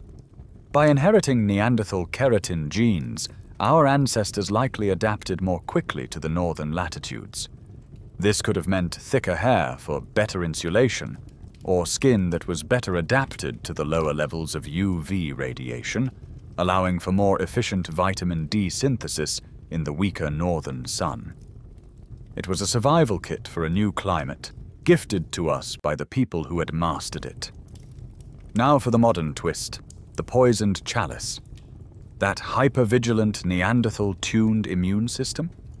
It may be why you have allergies. Many of the Neanderthal gene variants are associated with a more aggressive immune response, which is great for fighting off worms and bacteria, but can lead your body to overreact to harmless things like pollen or cat dander. Another Neanderthal gene variant causes blood to clot more quickly. In the Ice Age, where a deep cut from a flint tool could be a death sentence, this was a lifesaver. Today, in a world where we live long enough to worry about heart disease, that same gene slightly increases your risk of stroke and pulmonary embolism. The connections are quirky and sometimes startling. Geneticists have found statistical links between Neanderthal DNA and a whole range of modern traits. Your tendency to get sunburned, your sleep patterns, your mood and susceptibility to depression, and even your likelihood of becoming addicted to nicotine. Most recently, during the COVID-19 pandemic, scientists made a shocking discovery. A major genetic risk factor for severe COVID-19 symptoms is a stretch of DNA that was inherited from Neanderthals. Conversely, another Neanderthal variant was found to have a protective effect. 60,000 years after they vanished from the Earth, the legacy of the Neanderthals was still influencing who lived and who died in a 21st century pandemic. Your inner Neanderthal is not a distant, fossilized ancestor. It is an active, living part of you, shaping your health and your life in ways we are only just beginning to uncover. The revelation that Neanderthals live on inside of us was a profound shift in the story of humanity. But just as we were getting comfortable with the idea of having one long-lost, extinct relative in our immediate family tree, genetics was preparing to drop another bombshell, revealing a second ghost in our genome. This next character in our story is even more mysterious and enigmatic than the Neanderthals, a lost branch of humanity so ghostly that we know them almost entirely from a few fragments of bone and the echoes they left in our DNA. Our journey now takes us to a remote cave in the Altai Mountains of southern Siberia. It's called Denisova Cave. For archaeologists, it's a treasure trove containing layers of sediment that span over 280,000 years of occupation. The climate here is brutally cold and dry. This is terrible for the long-term preservation of bones, which tend to crumble into dust. But it is absolutely perfect for the preservation of DNA. The cold acts like a natural freezer, protecting the delicate genetic molecules from decay for tens of thousands of years. In 2008, archaeologists excavating in the cave found something that seemed almost insignificant: a tiny fragment of a finger bone. Based on its size, it belonged to a child, probably a girl between 5 and 7 years old. They also found a molar, but it was huge, far larger than any modern human tooth, almost primitive in its appearance. The tiny finger bone was sent to the Max Planck Institute in Leipzig, Germany, to the lab of Svante Pääbo, the pioneer who had first sequenced the Neanderthal genome. His team expected the DNA analysis to show that the bone belonged to a Neanderthal, as Neanderthal remains had been found in the region before, or perhaps to an early modern human. They extracted the mitochondrial DNA, the small snippet of genetic code passed down through the mother's line, and they ran the sequence. And they couldn't believe what they were seeing. The DNA sequence was unlike anything they had ever seen before. It was human, certainly, but it was not Neanderthal, and it was not Homo sapiens. It belonged to a completely new third lineage, a sister group to the Neanderthals, with whom they shared a common ancestor hundreds of thousands of years in the past, but who had been on their own evolutionary journey ever since. It was the first time in history that a new species of human had been discovered not by the shape of its bones in a museum, but by the letters of its genetic code in a laboratory. They named these new people the Denisovans, after the cave where they were found. They are a true ghost species, a people whose physical appearance we can only guess at, but whose genetic fingerprint is undeniable. And here is where the story gets truly strange. Although the only confirmed Denisovan fossils in the world have been found in that single cave in Siberia, their genetic legacy is found thousands of miles away in the modern populations of Southeast Asia and Oceania. People of Melanesian descent, from places like Papua New Guinea, carry the highest percentage of Denisovan DNA in the world, between 4 and 6%. Significant amounts are also found in Aboriginal Australians and in certain indigenous groups in the Philippines. This is a staggering revelation. It means that the Denisovans must have had an immense geographic range. They weren't just a small, isolated group in the mountains of Siberia. They must have occupied a vast swath of Asia, from the frozen north all the way down to the tropical rainforests of the south. They were clearly incredibly adaptable, able to thrive in a wider range of environments than even the Neanderthals. But the most mind-bending part of the Denisovan puzzle is what was found in the cave alongside their meager remains. In the same layers as the Denisovan fingerbone and molar, archaeologists unearthed a collection of stunningly advanced artifacts. These include a delicate sewing needle carved from bird bone, and most remarkably, a beautiful bracelet made from a dark green stone called chlorite. It had been shaped, polished to a high sheen, and then, using some kind of high-speed drill, a tiny hole had been bored through it so it could be strung on a cord. These objects are dated to between 40,000 and 50,000 years ago. At the time, this was far more sophisticated than anything Homo sapiens were thought to be making. This discovery shatters the simple narrative of our own species being the sole source of innovation. Were the Denisovans, this ghost people we know only from a finger bone, a tooth, and their genetic echo, capable of creating beautiful symbolic art. Did they develop this technology on their own? This single cave in Siberia has raised the tantalizing and deeply unsettling possibility that we were not the only humans with an eye for beauty and a mind for invention. The Denisovans themselves may be ghosts, but their legacy is very real. Just as with the Neanderthals, the encounters our ancestors had with them were not evolutionary dead ends. They were transformative. The Denisovan DNA that lingers in the genomes of people from Tibet to Papua New Guinea is not just a silent witness to ancient history. It is an active, working part of their biology. And in one case, the gift the Denisovans gave us is so powerful, so specific, that it can only be described as a genetic superpower. To see it, your journey must take you to the highest place on Earth, the Tibetan Plateau. Here, for thousands of years, people have lived and thrived at altitudes above 13,000 feet, in an environment where the air contains 40% less oxygen than at sea level. For most people, prolonged exposure to such conditions, known as hypoxia, is debilitating and dangerous. The body tries to compensate for the lack of oxygen by producing more red blood cells, which thickens the blood and can lead to heart failure and other deadly complications. Yet Tibetans are masters of the high-altitude lifestyle, and for a long time, how they did it was a mystery. The answer was found in their DNA. Many modern Tibetans carry a unique variant of a gene called EPAS1. This gene is a master regulator that helps control the body's response to low oxygen. The specific variant that Tibetans have is incredibly efficient.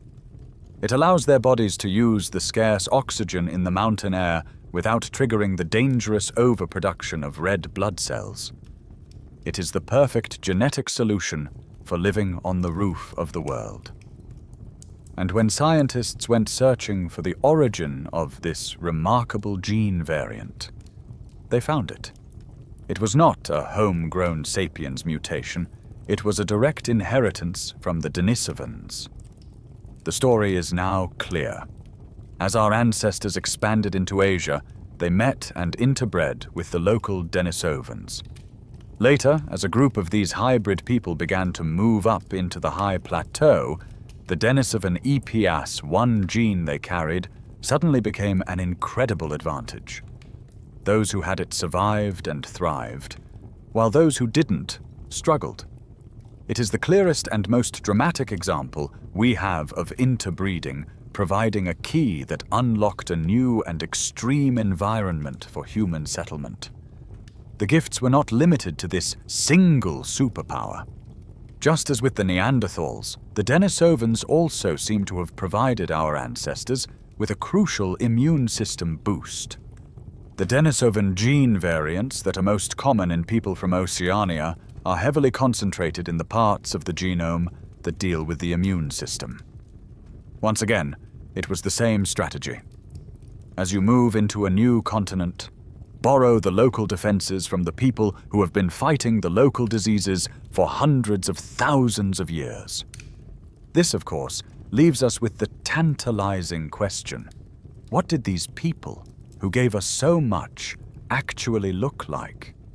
With only a finger bone, a molar, and a fragment of a jawbone to go on, it's almost impossible to say. But scientists are now using a revolutionary and still slightly fringe technique to try and sketch a ghost. By analyzing patterns of DNA methylation, chemical tags on the DNA that control which genes are switched on or off, they can make educated guesses about how those genes would have shaped an ancient body. The resulting reconstruction suggests a face that was wider and more robust than ours or the Neanderthals, with a broader jaw and a less pronounced chin. It's a speculative glimpse, a face reconstructed from genetic shadows, but it's the first time we have been able to look upon the face of this lost branch of our family. When you put all of this together, the Neanderthal story and the Denisovan story, a new picture of our species begins to emerge. The great expansion of Homo sapiens out of Africa was not a story of a pure, superior species conquering the world. It was a story of mixing and merging. We can think of it in terms of hybrid vigor, a concept from biology where the offspring of genetically diverse parents are often healthier and more robust than either parent. We didn't just replace the other humans, we absorbed them. We took their strengths, their adaptations, their immune defenses, and their genetic superpowers, and we wove them into our own story.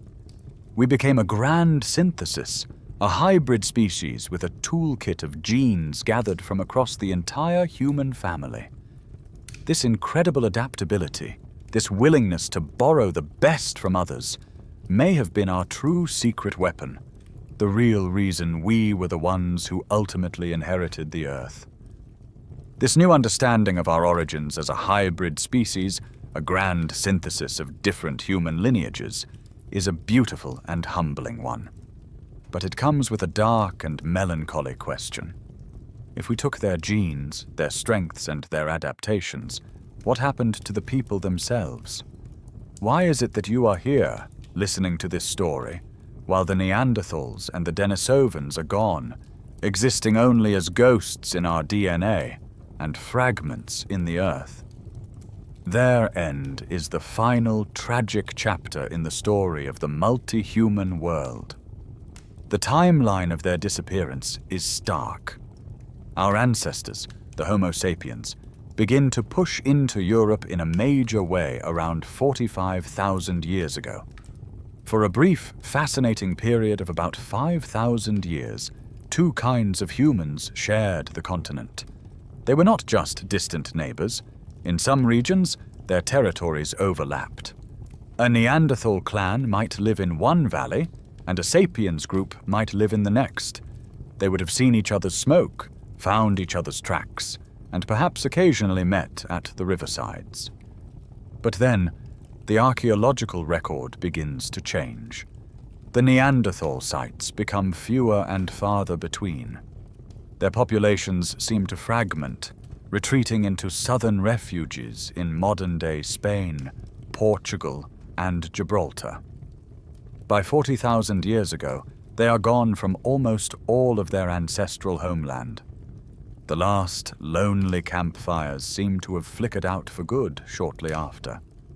After 500,000 years of existence, their world had come to an end. So what happened? What caused this great replacement? There is no single, simple answer, and it remains one of the most intensely debated mysteries in human evolution. The truth is likely a tragic convergence of factors, a perfect storm that overwhelmed a people who had already proven their resilience for millennia. First, there was the climate. The period of their final decline coincided with a series of intensely cold and dry spells, particularly a vicious one known as Heinrich Event 4.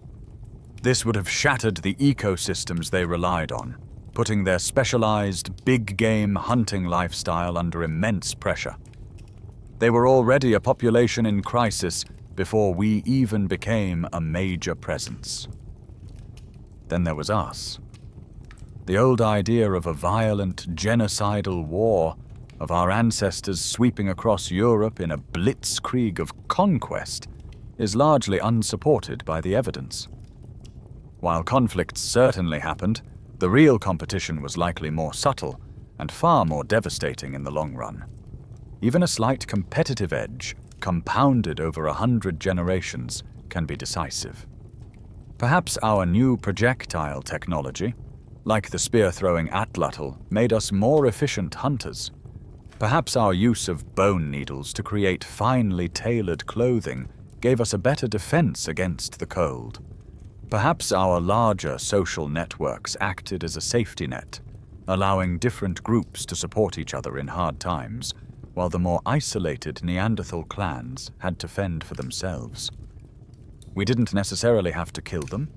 We may have just outcompeted them for the same dwindling resources, slowly starving them out, pushing them to the margins of a world that had once been theirs. And then there was the invisible enemy, disease. As our two long-separated populations came into contact, we would have exchanged pathogens. Our ancestors, coming from Africa, would have carried tropical diseases that the Neanderthal immune system had never encountered. And we, in turn, would have been exposed to the native diseases of temperate Eurasia. It would have been a microbial apocalypse for both groups, but it would have hit the smaller, more fragmented Neanderthal population the hardest. A final, unseen blow that their dwindling numbers could not withstand. Most scholars today believe it was a death by 1,000 cuts, a slow, inexorable slide into extinction caused by all these pressures at once.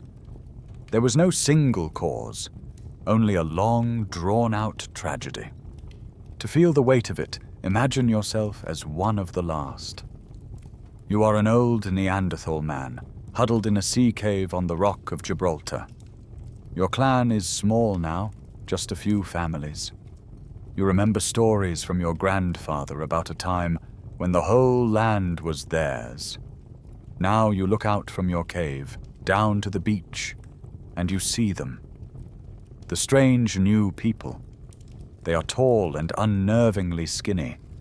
They move with a different kind of energy. Their tools are different, their fires are larger, and their voices carry across the water in a complex, chattering rhythm. They are not openly hostile, but they are relentless. Every year there are more of them. They hunt the same seals you do, they gather the same shellfish. The world feels crowded now. You pull your fur cloak tighter, and you retreat into the familiar dark of the cave, to the smell of wood smoke and the comfort of your kin. You don't know that you are at the end of a storyline 500,000 years long. You only know that the world is changing, and you are being left behind. You are witnessing the last day of another kind of human. And with your passing, the world, for the first time in millions of years, would have only one human left to walk upon it. Alone. By 40,000 years ago, the stage is finally set. The other kinds of humans have vanished, leaving you the sole heir to the planet. You have the genetic gifts from your cousins woven into your DNA. You have proven your resilience by surviving the chaos of the Pleistocene and the apocalyptic winter of Toba. You have laboratories of innovation on the coasts and expanding populations ready to settle new worlds. All the pieces seem to be in place. And yet, this is the moment we have to pause and introduce the final great antagonist of our story. It's not an ice age or a supervolcano or a rival species. It's a much more subtle, passive, and relentless force. It's the great enemy of progress, a cultural gravity that was constantly pulling our ancestors back down, threatening to erase every new idea and every spark of genius. It's a concept known as cultural drift. In genetics, genetic drift describes how rare genes can be easily lost in small populations due to random chance. If the only person carrying a specific gene in a small tribe is killed by a lion before having children, that gene is gone forever. Cultural drift is the exact same principle, but applied to ideas. In small, isolated groups, skills, stories, and technologies are fragile things. They exist only in the minds of a few individuals. If those individuals die before they can successfully pass on their knowledge, that knowledge dies with them. It's a constant, silent process of forgetting, a cultural entropy that is always working to simplify, to degrade, and to erase. The most powerful and tragic real-world example of this happened in Tasmania. When the last ice age ended around 12,000 years ago, the melting glaciers caused sea levels to rise dramatically. The land bridge that had connected Tasmania to mainland Australia was flooded, turning Tasmania into an island and isolating the few thousand Aboriginal hunter-gatherers who lived there. They were now completely cut off from the tens of thousands of people on the mainland. For the next 10,000 years, they were on their own. And the archaeological record shows what happened.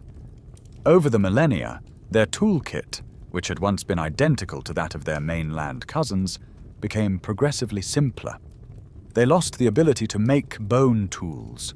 They lost the ability to make barbed spears and spear throwers. In a baffling case of technological devolution, they even stopped eating fish, a food source their ancestors had relied on for thousands of years. This was not because the Tasmanians became less intelligent. It was the brutal mathematics of cultural drift. In a small, isolated population, the pool of experts for any given skill is tiny. If the 3 best tool makers in your tribe die from a disease before they can train apprentices, the quality of your tribe's tools will decline. If a particularly complex skill isn't needed for a generation or two, it might be forgotten entirely. The rate at which they were losing complex cultural knowledge was faster than the rate at which they were innovating new knowledge. Their culture was leaking, slowly bleeding out its complexity over the centuries. Think of it like a game of telephone. If you whisper a complex sentence to one person, who whispers it to the next in a small circle of 5 people, the message that comes out at the end will be a garbled mess. The information degrades and is lost. But if you could post that same sentence on the internet, where millions of people can see it, copy it, and save it, the message is preserved perfectly and amplified. For most of our history, humanity was a collection of tiny, disconnected games of telephone.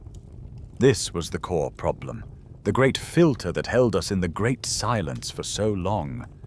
You have to imagine a Pleistocene genius. Picture a woman, 100,000 years ago, sitting by a fire. She's the most brilliant toolmaker in her clan, and she figures out something revolutionary: how to use heat to systematically harden the tips of spears, making them far more lethal. This is a game-changing invention, but she lives in a band of 25 people. For her idea to survive, she has to teach it successfully to others. Those people have to live long enough to teach it to the next generation. That generation has to see the value in it and continue the tradition. But what happens if a flash flood wipes out their camp? What happens if the inventor and her best students are killed during a hunt? The idea vanishes without a trace. The invention of the heat-treated spear has to happen all over again, somewhere else, 100 generations later. This was the Red Queen's race our ancestors were in. They were running as fast as they could, innovating and creating just to stay in the same place, perpetually held in check by the relentless drag of cultural drift. And yet, it happened.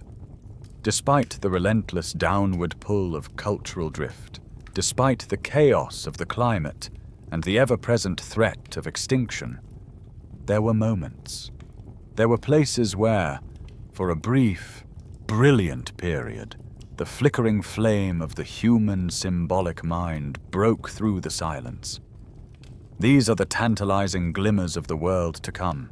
The cultural experiments that prove the potential for modern thought was there, long before it became the universal human condition.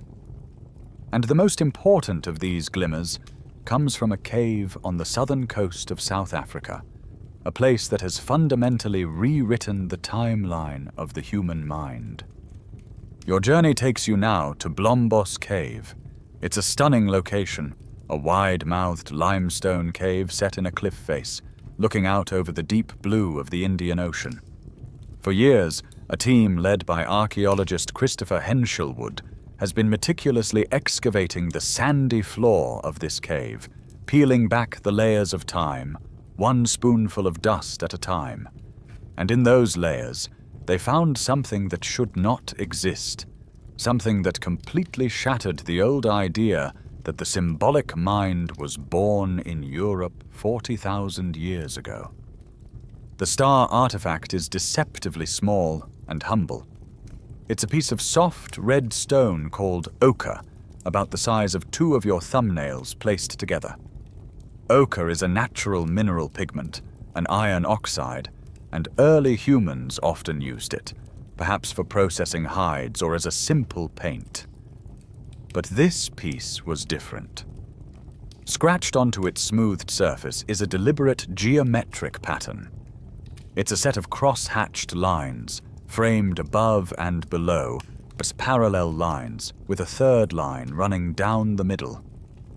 This is not the result of accidental butchery marks or random doodling. It is a conscious design, an abstract symbol. It has no practical function. It is not a tool for survival.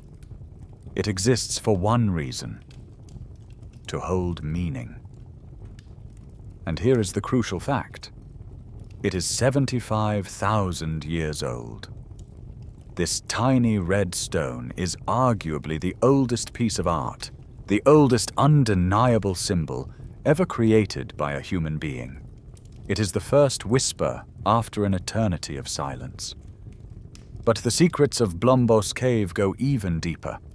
In a layer dated even earlier, to a stunning 100,000 years ago, the team made another discovery that was, in its own way, even more remarkable. They found 2 large abalone shells lying close together.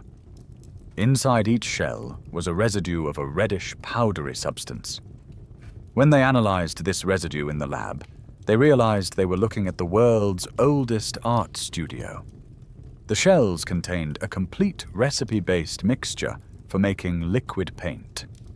There was crushed red ochre for the pigment. There was crushed and heated seal bone, which would have acted as a binder, like the linseed oil in modern paints.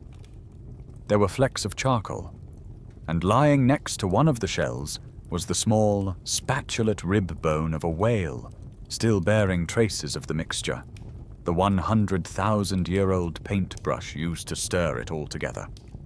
This is not a simple discovery.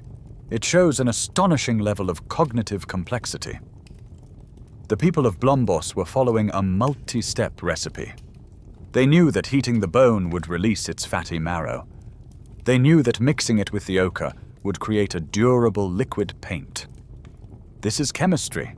It's long-term planning. And it is entirely symbolic in its purpose. You don't go to all this trouble unless you have a deep and pressing need to make marks, to paint your body, your tools, or the walls of your world. So here is the proof. At Blombos Cave, between 100,000 and 75,000 years ago, a group of Homo sapiens was living in a world saturated with symbol and meaning. They had broken through. But this is where the story connects back to the great enemy, cultural drift. This is the perfect tragic example of the flickering flame. Because in the layers of sand in Blombos Cave, dated after 75,000 years ago, these symbolic artifacts disappear. The tradition of engraving and paint-making, which had flourished here for thousands of years, simply vanishes. And this wasn't a tradition that had spread across Africa. It appears to have been a purely local phenomenon, a brilliant cultural experiment confined to this one small group of people, in this one cave. For some reason, the flame went out. Perhaps a shift in the climate disrupted their coastal food supply. Perhaps their local population dwindled below the numbers needed to sustain such complex traditions. The potential was there, the fire was lit, but the kindling of a large, interconnected human population was not.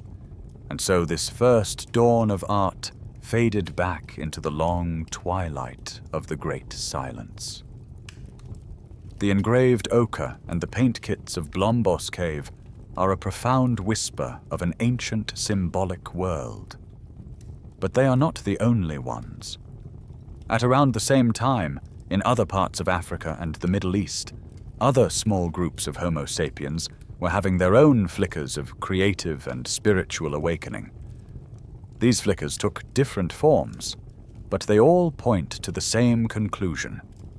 The human mind was stirring, beginning to impose a world of meaning onto a world of things, long before the Great Explosion.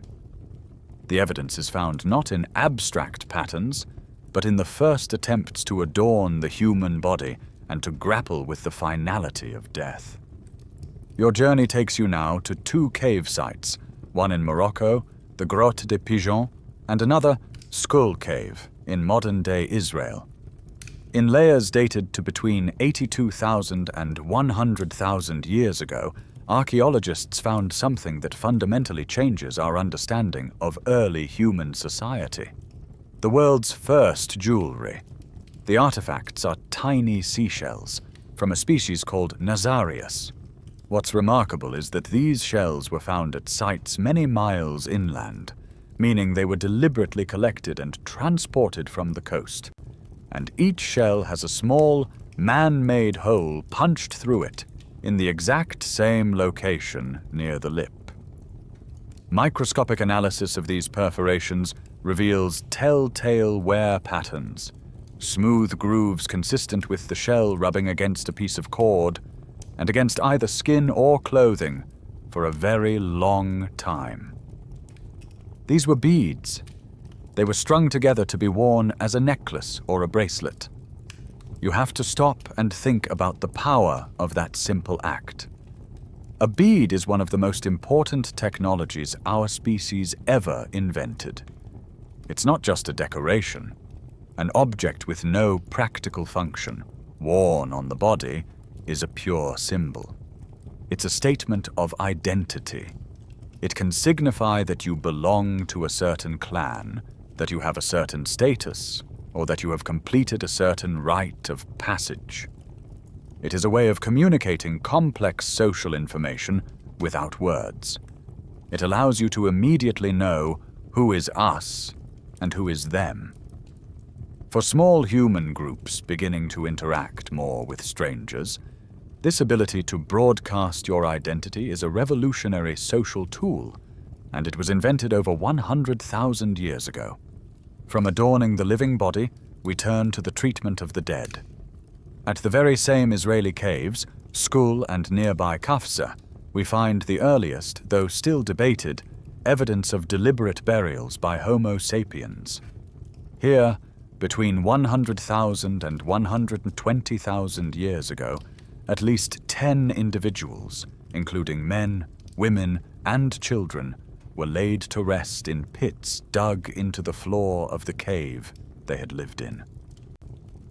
This alone is significant, but one burial in particular stands out, a skeleton known as Skull 5. He was an adult male, and he was carefully placed in the grave on his back, with his legs bent up in a flexed position. Most evocatively, his arms were arranged so that he was clutching the jawbone of a very large and presumably dangerous wild boar directly against his chest. This single image, a man buried for 100,000 years, holding the jaw of a great beast, is incredibly powerful, but it has left archaeologists deeply and passionately divided. What are we looking at here? One side of the scholarly debate argues that this is clearly a ritual. You don't carefully place a body in a specific pose and give him a grave good, a symbolic offering, perhaps from his greatest hunt, to accompany him into the next world, unless you have a belief system. It implies a concept of an afterlife, a reverence for the dead, and the birth of a spiritual consciousness. The other side, however, urges caution. They argue that we might be projecting our own modern ideas onto the past. burying a body might just be a practical, hygienic way to dispose of a corpse to prevent scavengers from dragging it around your home. The flexed position could simply be because the pit wasn't dug long enough, and the boar jaw? It could have been a tool, or it could have simply fallen into the grave by accident during the backfilling. The evidence is poised right on a knife's edge, just strong enough to be tantalizing, just ambiguous enough to prevent certainty. But whether these early flickers of culture, the engravings, the beads, the burials, were short-lived traditions or the beginnings of something more, they prove one absolutely crucial point. They show that the cognitive hardware for modern symbolic behavior was fully installed and operational in Homo sapiens at least 100,000 years ago.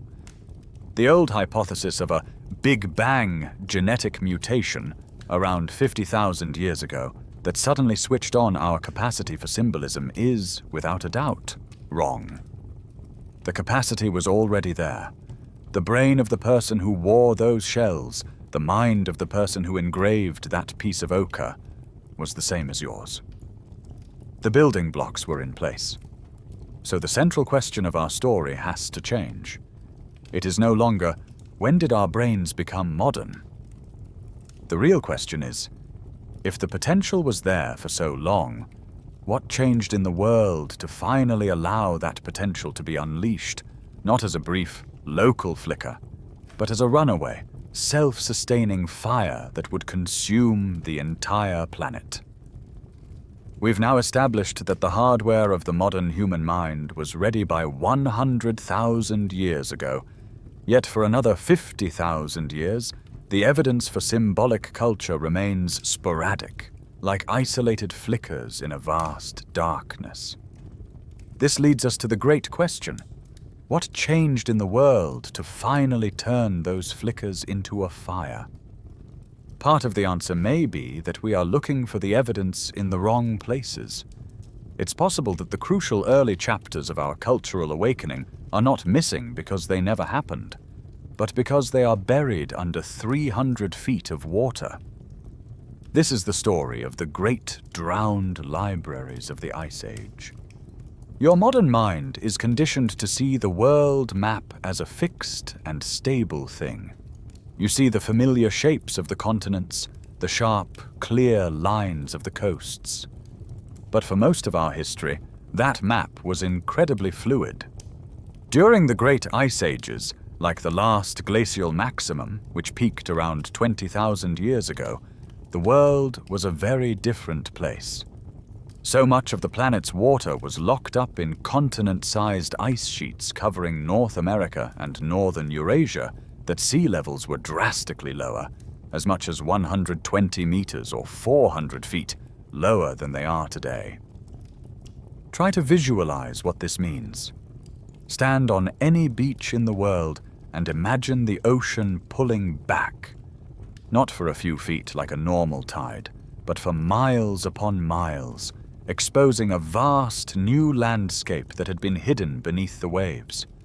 All around the world, this process created immense new territories for life.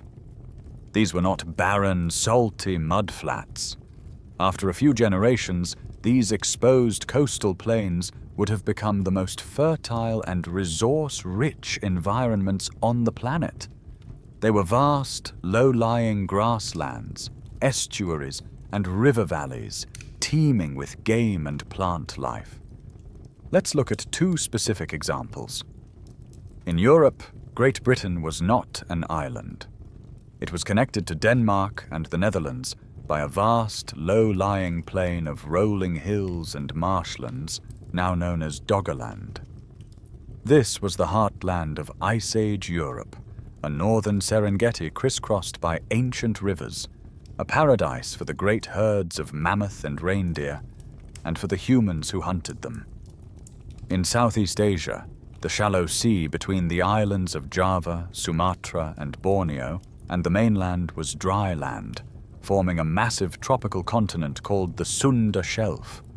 It was a world of incredible biodiversity, a rainforest Eden that was home to elephants, tigers, and our own ancestors. These places, Doggerland and Sunda, and hundreds of smaller coastal plains like them, would have been the absolute prime real estate of the Pleistocene world. This leads us to the drowned library hypothesis.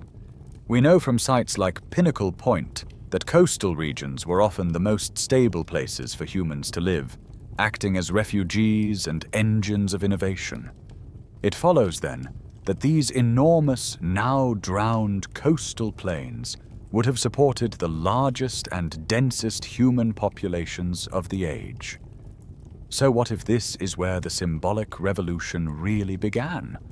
What if the first sustained experiments with art, with complex ritual, with larger social networks, happened not in the sparse inland regions where our surviving evidence comes from, but in these rich, drowned worlds?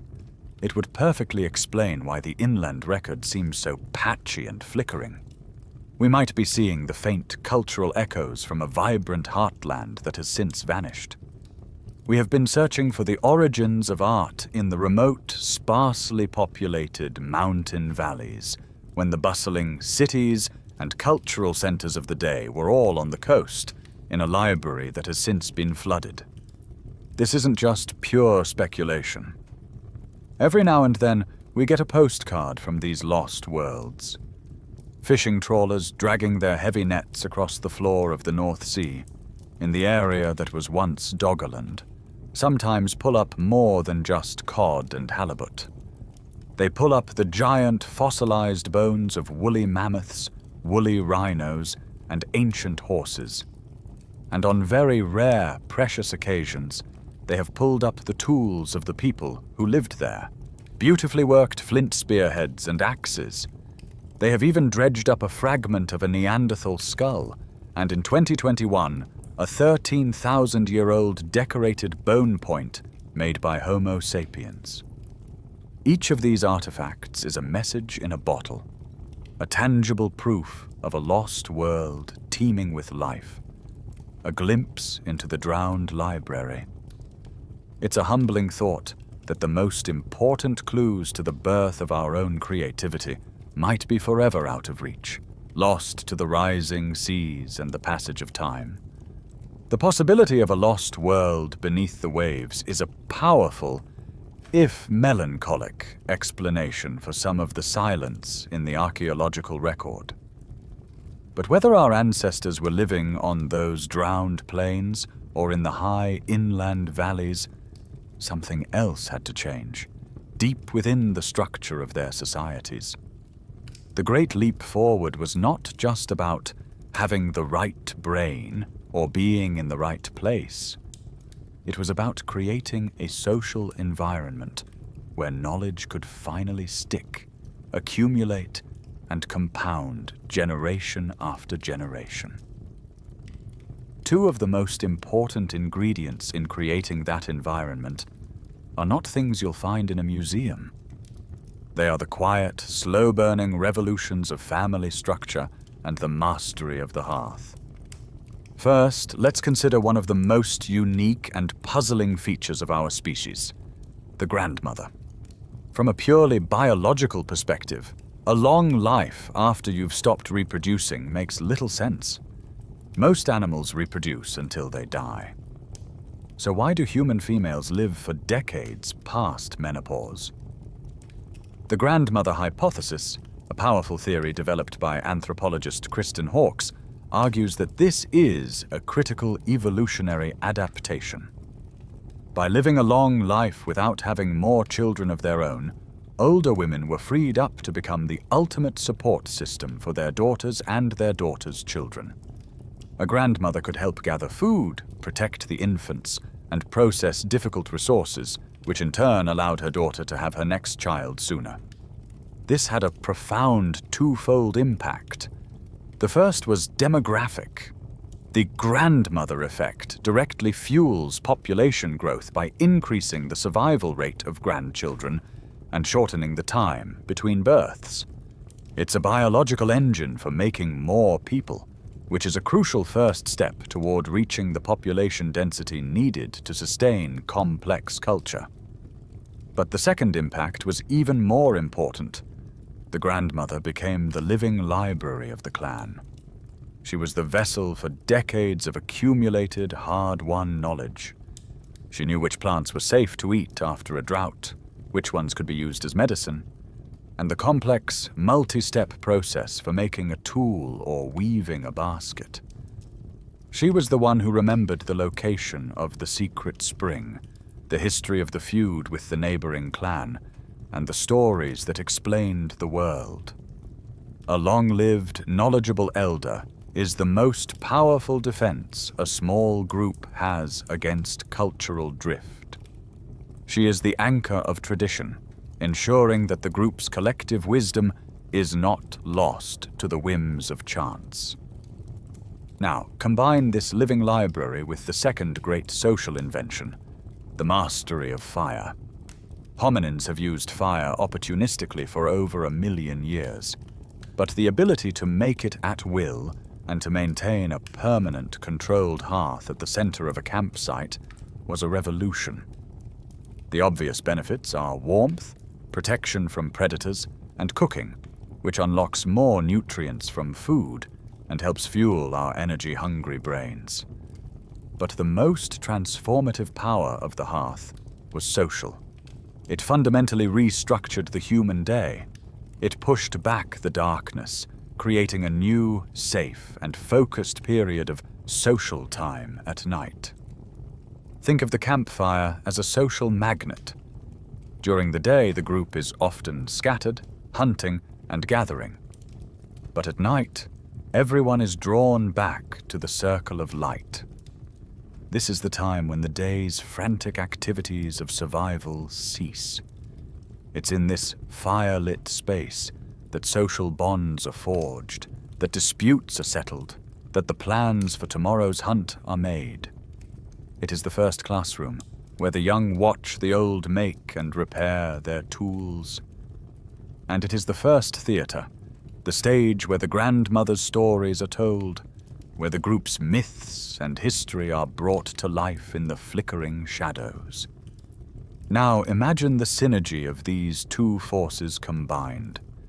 You have the grandmother, the keeper of the knowledge, and you have the campfire, the perfect forum for transmitting that knowledge. This combination creates an incredibly stable and high-fidelity channel for cultural inheritance. The complex stories, the nuanced skills, the deep traditions, they are all passed down night after night, generation after generation, in this warm, safe, social space. This social structure, built around the elder and the hearth, was the critical foundation that had to be in place before the explosion of art and symbolism could ever happen.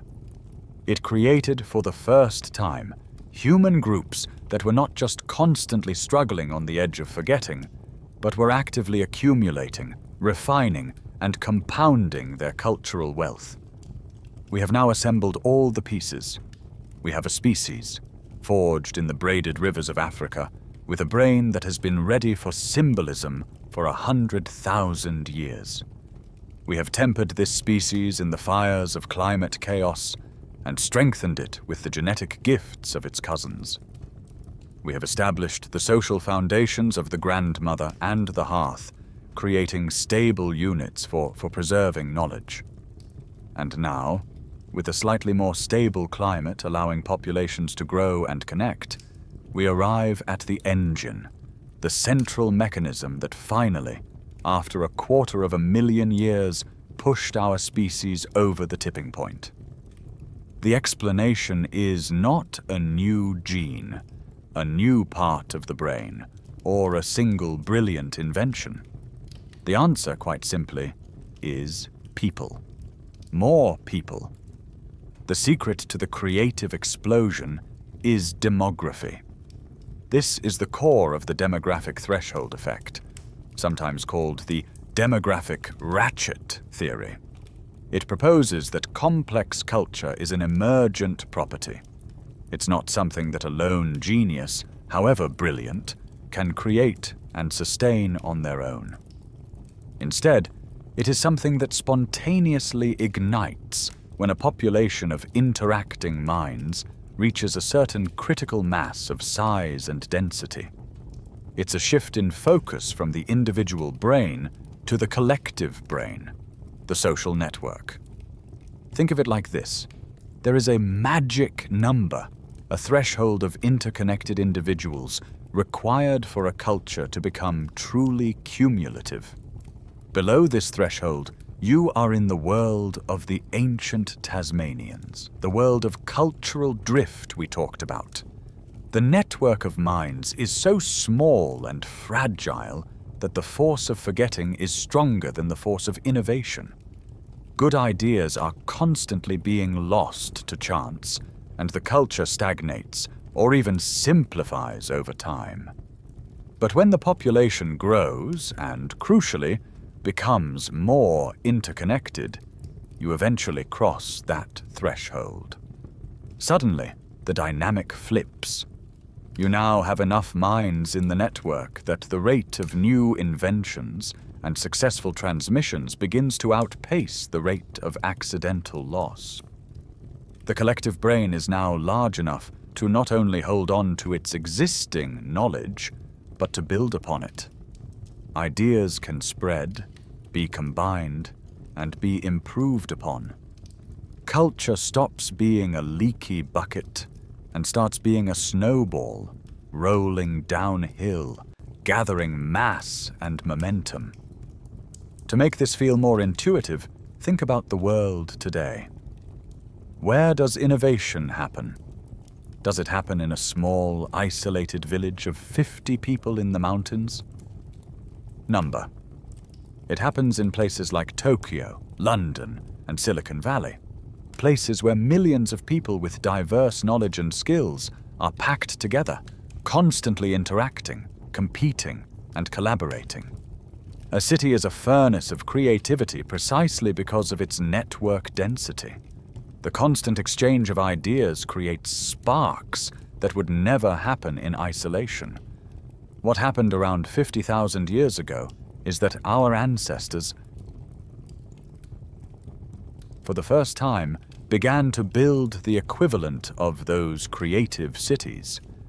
They were not, of course, cities of brick and mortar. They were cities of the mind, vast social networks of different groups, connected by trade and kinship, stretching across entire regions. And in these new, dense networks, culture finally began to spark and burn. And this is why it's called a ratchet. Once you cross that demographic threshold and cumulative culture begins, it creates a powerful, self-reinforcing, positive feedback loop. The ratchet clicks forward, and it cannot go back. It works like this. Your new, denser social network allows for a brilliant new technology to be invented and, crucially, to stick. Let's say it's the sewing needle.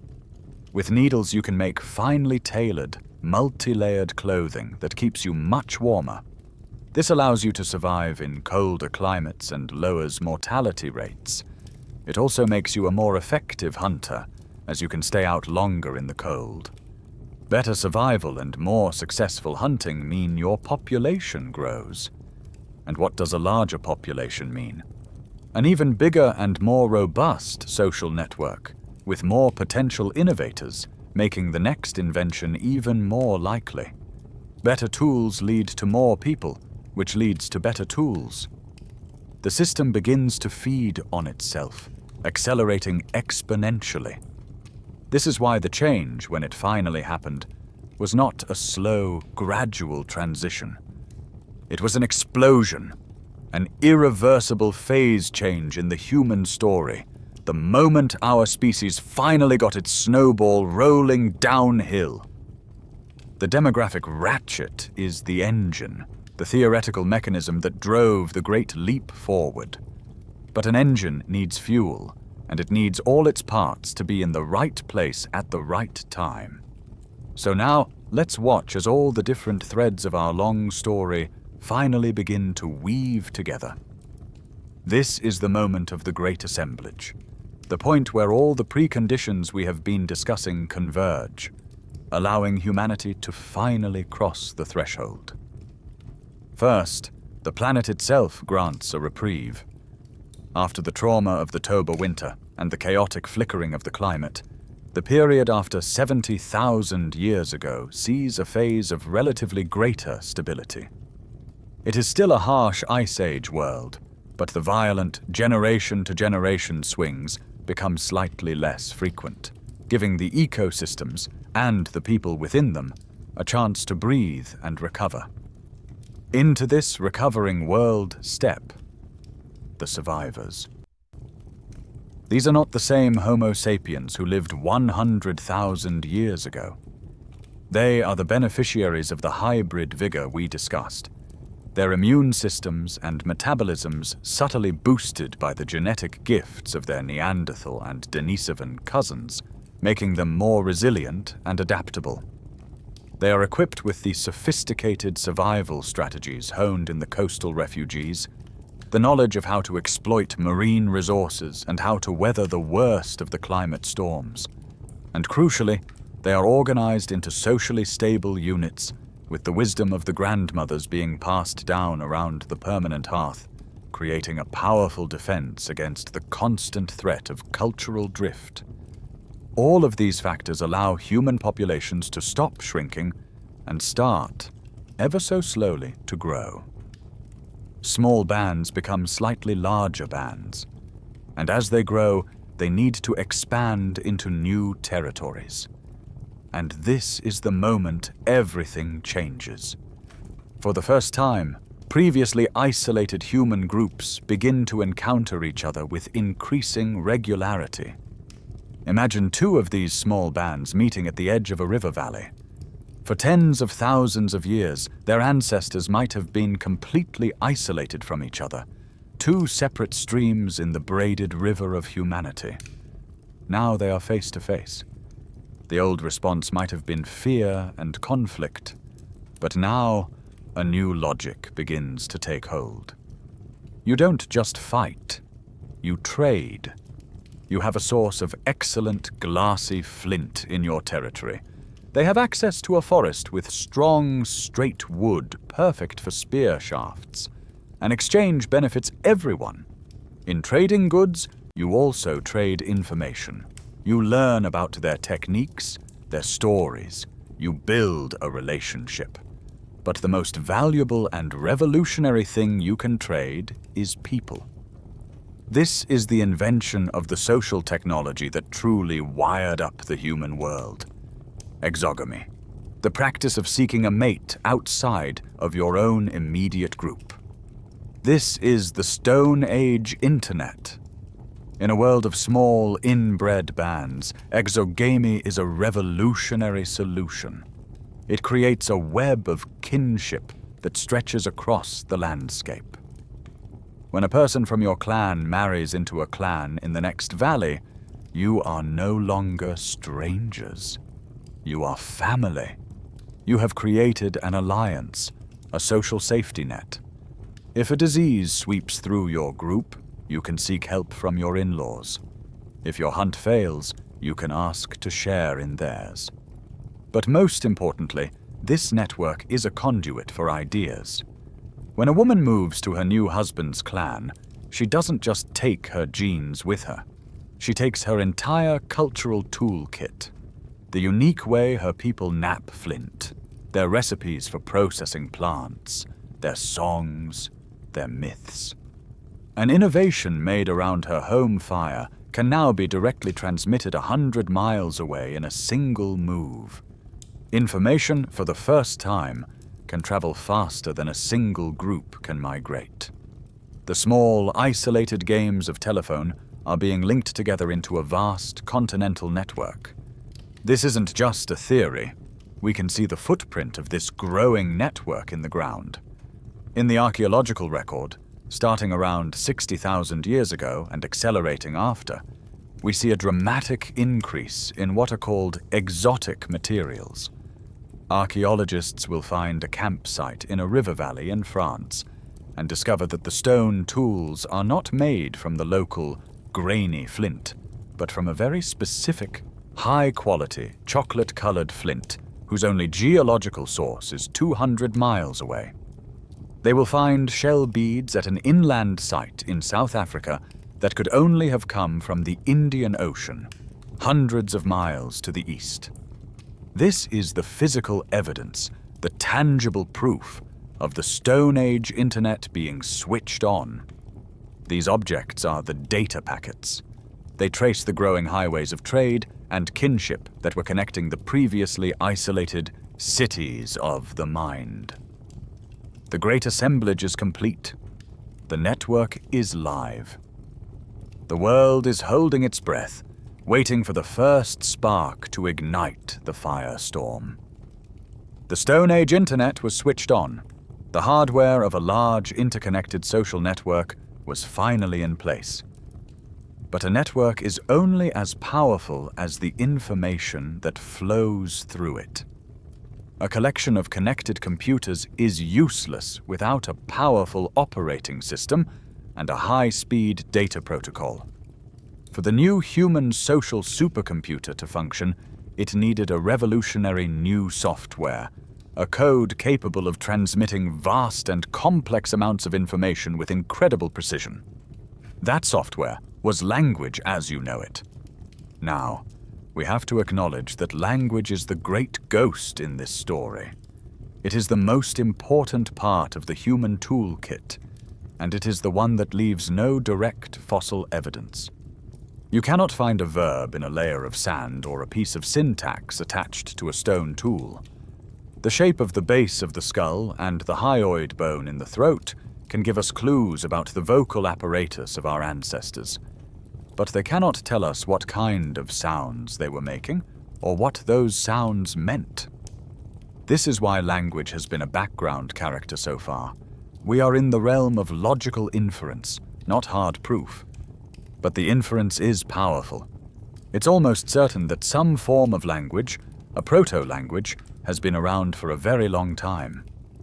The Neanderthals, with their complex hunting strategies and social care, surely had a way to communicate that went beyond simple grunts. This early language would have been perfectly functional for the immediate here and now. It would have had words for lion, water, danger. Come here. It would have been a language of nouns and verbs, capable of conveying basic, urgent information. But what seems to have emerged around the time of the great demographic tipping point was not the invention of language itself, but a crucial and fundamental upgrade. It was the final step in the evolution of syntactically complex language. The secret ingredient, the key innovation that turned a simple proto-language into the infinitely creative force you use every day, is a concept called recursion. Recursion is the ability to embed a phrase within another phrase of the same type. It sounds complicated, but you do it constantly without thinking. You can say, the boy. You can also say, the boy who has the spear. You've embedded a clause inside your description of the boy. You can do it again. The boy who has the spear that his father made. And again, the boy who has the spear that his father made from the ash tree that stands by the river. There is no theoretical limit to this. This is what gives human language its infinite generative power. This single cognitive trick transforms communication. A non-recursive language can say danger, lion, waterhole. A recursive language can say, tomorrow morning, if it is not raining, we should take the new spears that we made and go to the waterhole that is below the crooked tree, because the lion that stole our kill last week will likely be there. That one sentence contains time, tomorrow morning, conditionality, if it's not raining, technology, the new spears, geography, the waterhole below, the crooked tree, and history, the lion that stole the kill. This is the difference between surviving the moment and planning the future. It allows for the creation of complex, multi-part instructions, the telling of detailed stories with characters and subplots, and the formulation of abstract rules and laws. This is the new operating system our species needed. If the growing interconnected population was the hardware, this new, powerful, recursive language was the software that ran on it. It was the data protocol that allowed culture to be transmitted across the Stone Age internet with incredible fidelity and richness. You could now pass on the precise 10-step process for making a complex tool, not just through imitation, but through detailed verbal instruction. You could transmit a rich and detailed myth, a story that explained the creation of the world, and be sure that your cousins in the next valley were hearing the same story, creating a shared cultural and religious identity. It was the final and perhaps most important piece of the puzzle. The convergence of the demographic hardware and the linguistic software was the moment the system reached ignition. The stage was now perfectly set for the explosion of meaning. The great assemblage was complete. The hardware of a dense social network and the software of a complex, recursive language were finally running in sync. This combination didn't just change how people talked to each other, it fundamentally rewired the human experience of reality. The external revolution in demography and language triggered an equally profound internal revolution in consciousness. The human mind was not just getting better at solving the old problems of survival. It was waking up to a whole new set of questions, a whole new way of being. This was the birth of the mythic mind. For hundreds of thousands of years, your consciousness, though brilliant, was likely rooted in the immediate present, the practical here and now. Your thoughts were focused on the hunt, the location of water, the threat of a predator. But now, with a brain supercharged by a new kind of language and a new kind of social world, your inner landscape begins to expand dramatically in two key dimensions: time and other minds. First, you become a true mental time traveler. Other animals have memory, of course, and they act based on future needs. A squirrel buries a nut for the winter, but it is not dwelling on a detailed narrative of last winter, nor is it contemplating the specific possibilities of the next one. The new human mind, powered by recursive language, can now construct elaborate and detailed stories about the deep past and create complex, branching scenarios for the distant future. You are no longer just a creature of the present. You can sit around a fire and tell the story of your great-great-grandmother and the journey she took. You can plan a multi-stage mammoth hunt that will take weeks and require the coordination of 3 different clans. This is the cognitive tool that allows for the creation of origin stories, detailed histories, and prophecies. You begin to live your life on a timeline, with a sense of a past that created you and a future that you can shape. Second, your theory of mind becomes supercharged. Theory of mind is the innate understanding that other beings have minds of their own, with their own beliefs, desires, and intentions that are different from yours. A basic version is present in our primate cousins, but in the new, large human social networks, this ability is pushed to a whole new level. You are no longer just trying to predict the actions of the 15 people in your immediate family. You are navigating a complex social world of hundreds of individuals, trying to understand their motivations, their allegiances, their hidden beliefs. You become an expert psychologist. But it doesn't stop with other humans. This newly expanded ability to see mind everywhere is projected out onto the entire world. You look at the cunning fox that evades your traps, and you see not just an animal, but a clever spirit, a trickster. You look at the bison you are about to hunt, and you feel the need to ask for the permission of its spiritual master. You look up at the sun, the moon, and the storm clouds, and you see not just weather patterns, but powerful, conscious beings with intentions, with moods, with demands. The world is no longer a collection of things. It is a community of beings. This is the cognitive foundation of animism, of spirituality, of religion. The combination of these two new powers, mental time travel and a supercharged theory of mind, leads the human brain to become obsessed with a new and world-changing question. Why? For 250,000 years, the critical questions had all been what, where, and when. What is that animal? Where is the water? When do the herds migrate? Now, a new set of questions begins to dominate the fire-lit conversations. Why does the sun rise every morning?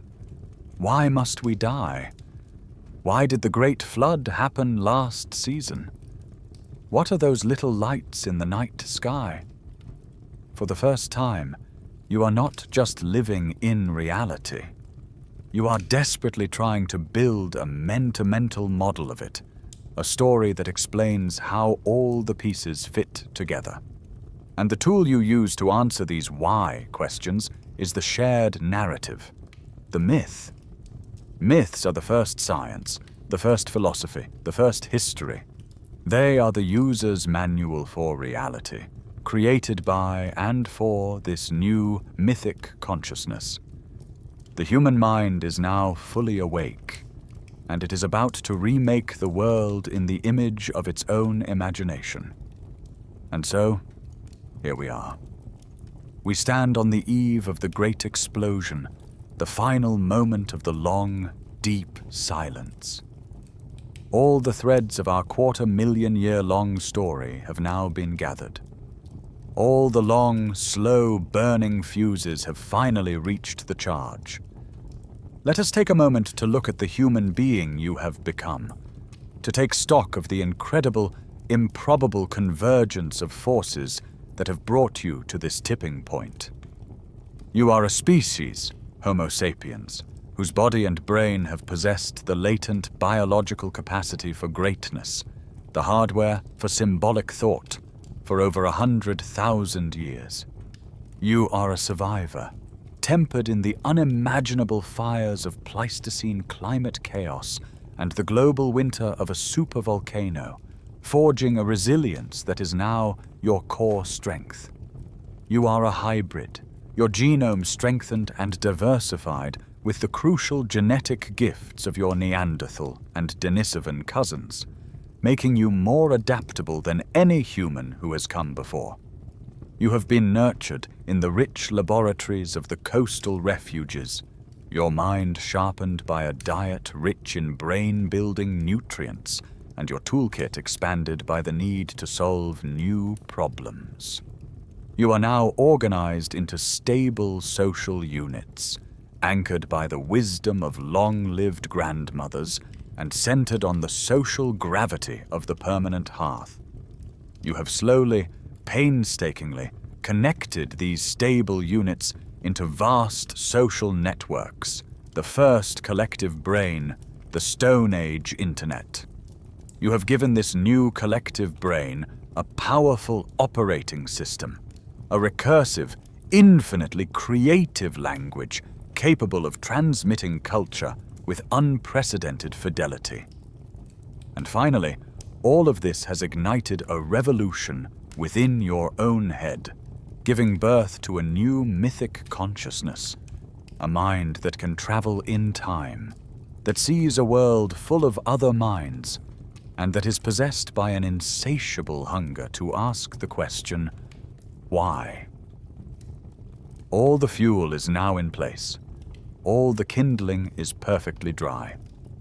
The entire human system, from your genes to your social networks to your very consciousness, is poised in a state of what physicists would call criticality. It is a coiled spring, a system holding a tremendous amount of stored potential, ready to be unleashed. The Great Silence is not the silence of emptiness, but the tense, charged silence before the breaking of a storm. And this was not a storm brewing in just one isolated valley. This tipping point was not being reached by a single chosen group. It was a planetary moment. Human populations in southern Africa, in the Levant, and those pushing into Asia and Europe were all, independently or semi-independently, approaching this same critical threshold. It was a global awakening, a phase transition for the entire human species. The long, slow work of biological and social evolution was about to pay off in a sudden, spectacular, and irreversible cultural dividend. So let us go to one final quiet scene before the world changes forever. The time is 55,000 years ago. The place is a rock shelter, perhaps in the hills of the Middle East. The sun has set. The fire is burning low. Most of your clan is asleep, their bodies wrapped in animal hides. The only sounds are the crackle of the embers and the soft breathing of your family. But you are awake. Your mind is buzzing. It is filled with the stories your grandmother told you around the fire, stories of the great spirits, of the creation of the first people. You look at the shadows dancing on the smooth, flat limestone wall of the shelter, and you see the shapes of the bison and the lions from your myths. You are filled with an idea, an urge you don't fully understand, a need to make the images in your mind real, to give them a form outside of your own head. You reach into the fire pit and pick up a blackened piece of charcoal, its tip still sharp. You look from the charcoal in your hand to the blank, waiting canvas of the stone wall. An idea is taking shape. The world is about to be born again, not from mud and water, but from memory and a single black line. The silence breaks. The long, slow inhale of our species' potential is finally over, and the world is about to be remade in the explosive exhale. The first and most dramatic evidence of this global ignition, the place where the fire burns brightest in the archaeological record, is in Ice Age Europe. Around 45,000 years ago, your ancestors, the Homo sapiens, arrive on the continent. They are moving into a land that for hundreds of thousands of years had belonged to the Neanderthals. But they are not just new people. They are the carriers of a new kind of world, a revolutionary cultural package so distinct and so powerful that archaeologists have given it a name, the Aurignacian. The first sign of the revolution is in their tools. For millennia, the stone toolkits of both Neanderthals and early sapiens had been effective but technologically conservative. The Aurignacian toolkit is something else entirely. It's an explosion of innovation and creativity. There's a new emphasis on making long, slender, incredibly sharp stone blades struck from a carefully prepared core like leaves peeling from an artichoke. But the real leap forward is the mastery of new materials. Bone, antler, and ivory, previously used only occasionally, are now transformed into a sophisticated arsenal of specialized tools. You find finely barbed points for spears, designed to lodge in prey, and beautifully polished bone awls. And you find two inventions that would fundamentally change the game of survival in Ice Age Europe. The first is the eyed needle. Carved from a sliver of bone and given a tiny, painstakingly drilled hole at one end, this simple tool is a technological marvel. It allows you to move beyond simply draping yourself in animal hides and start creating finely tailored, multi-layered clothing. You can sew together fitted trousers, parkas, and boots, creating a personal microclimate that is far more effective at keeping out the brutal cold. This is what allows you to survive, and even thrive, through the depths of a European winter. The second invention is a new weapon system, the atlatl, or spear thrower. It's an elegant piece of engineering, a carved piece of wood or antler with a hook at one end that cradles the base of a spear. By using it as a lever, an extension of your arm, you can fling a spear with vastly more speed, power, and accuracy, and from a much safer distance. The atlatl turns a human hunter into a lethal, long-range predator. But this revolution was not just about practicalities. For every new tool designed to control the physical world, there was a new object designed to express the inner one. And the ultimate expression of this new, mythic consciousness was found shattered into hundreds of fragments in the back of a German cave called Hohlenstein-Stadel. When painstakingly pieced back together, it was revealed to be a statue, standing about a foot tall, carved with breathtaking skill from the ivory of a mammoth tusk. It is 40,000 years old. It is the Lion Man. This is not a depiction of something the artist saw in the world. It is a creature born of pure imagination. It has the body of a human standing upright, but it has the head, the fierce visage of a cave lion. This is a therianthrope, a hybrid being, a spirit, a deity, or perhaps a shaman captured in a moment of magical transformation. This is the new mythic mind made manifest in ivory. It is a window directly into their spiritual world, a world of beings that are neither human nor animal, a world of cosmic power. The skill and dedication it represents are staggering. Experiments have estimated that carving the Lion Man from the toughest material in the Ice Age, using only stone tools, would have taken around 400 hours.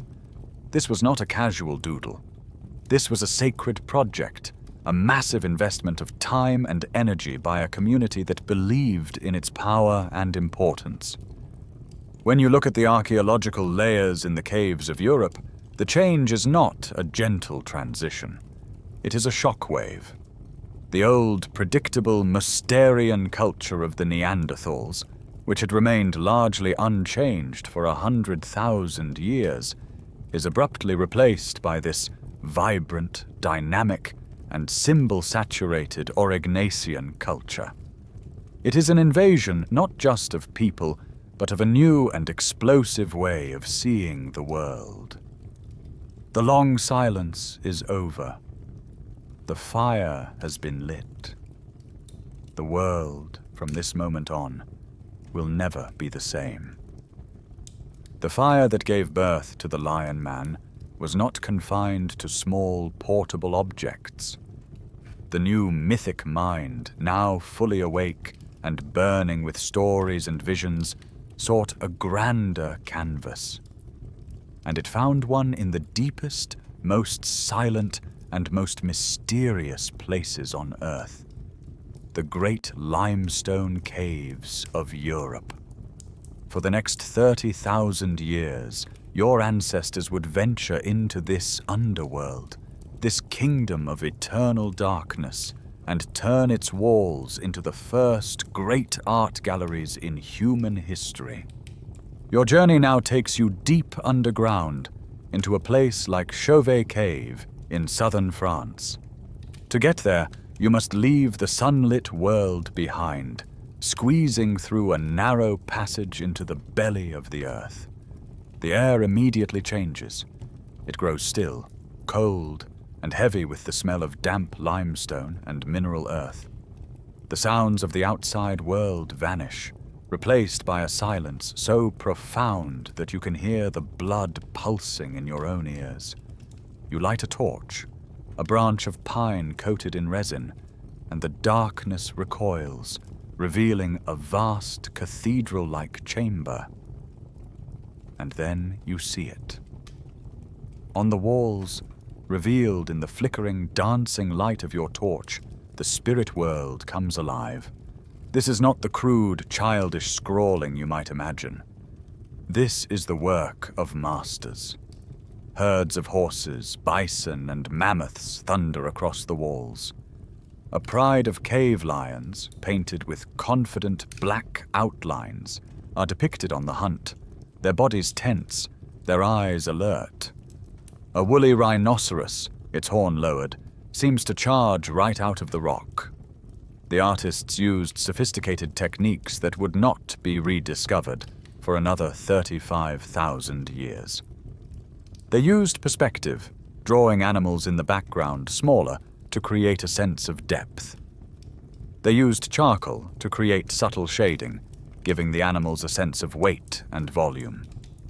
And most remarkably, they used the natural, three-dimensional shape of the cave wall itself.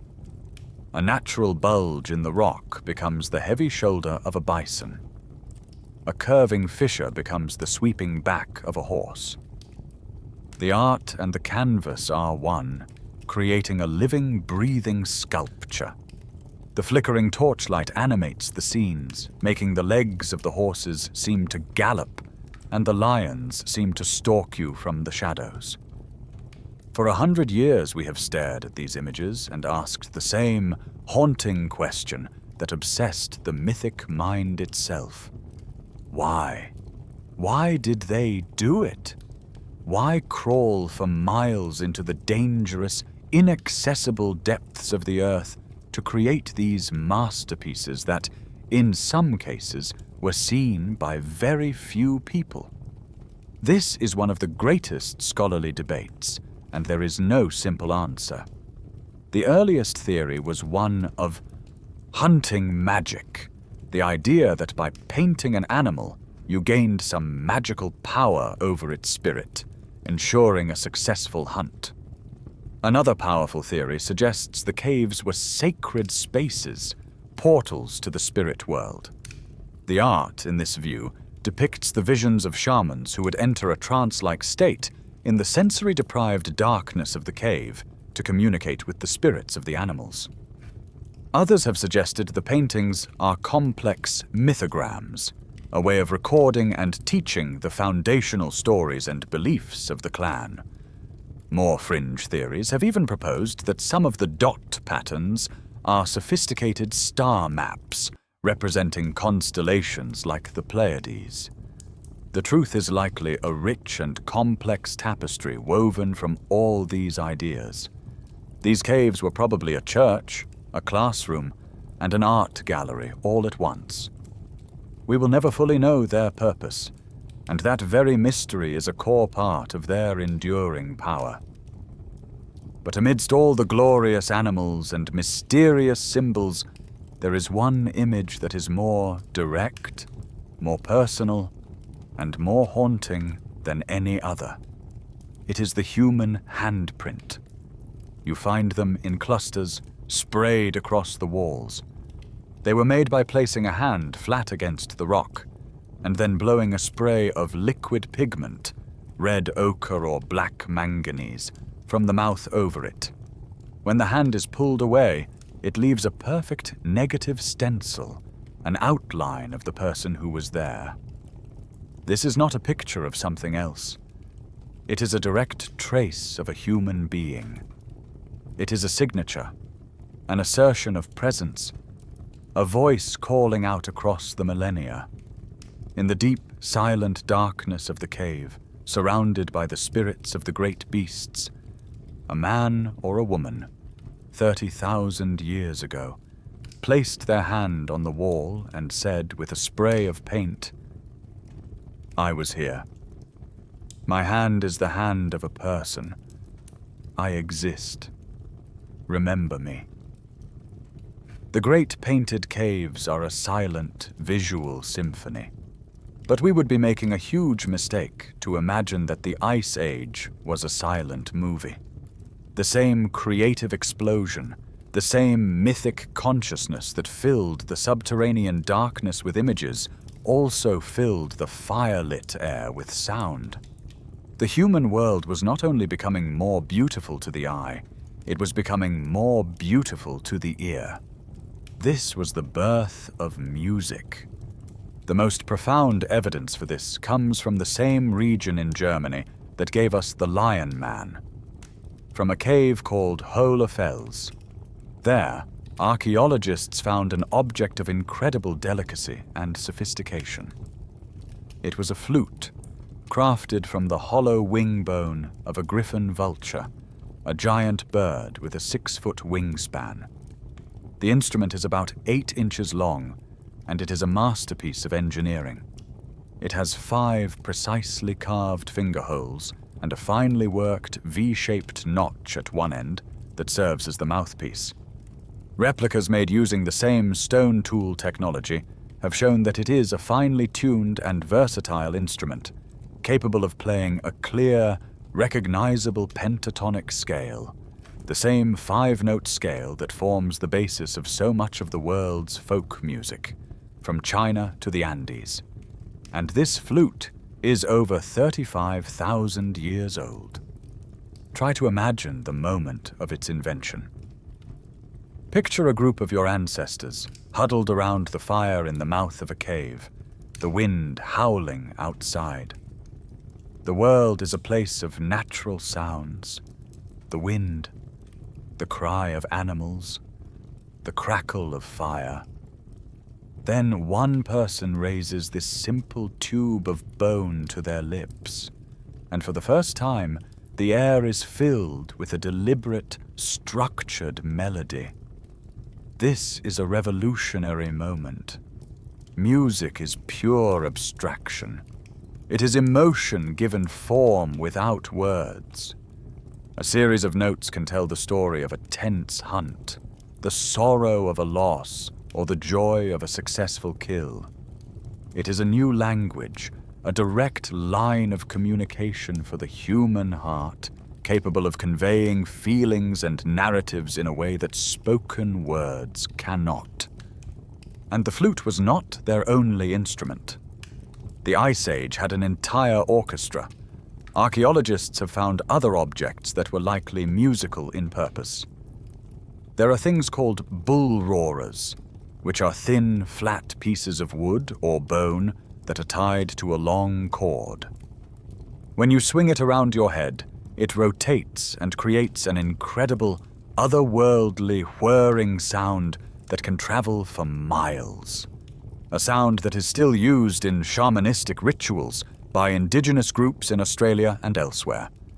In some caves, large mammoth shoulder blades have been found with marks from being repeatedly struck, suggesting they may have been used as a form of percussive drum. The Ice Age, it turns in, had a soundtrack, and it was likely a rich and complex one. But music was not just for entertainment.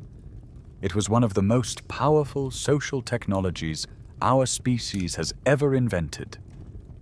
When a group of people sing the same song, or clap to the same rhythm, or dance to the same beat, something magical happens.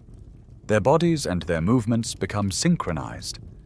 Modern science has shown that their heart rates and even their brain waves can lock into phase with one another. This shared, rhythmic experience dissolves the sense of the individual and melts the group into a single, unified whole. It is the ultimate tool for creating social cohesion, for fostering group identity, and for powering ritual. Now, take this idea back with you into the painted caves.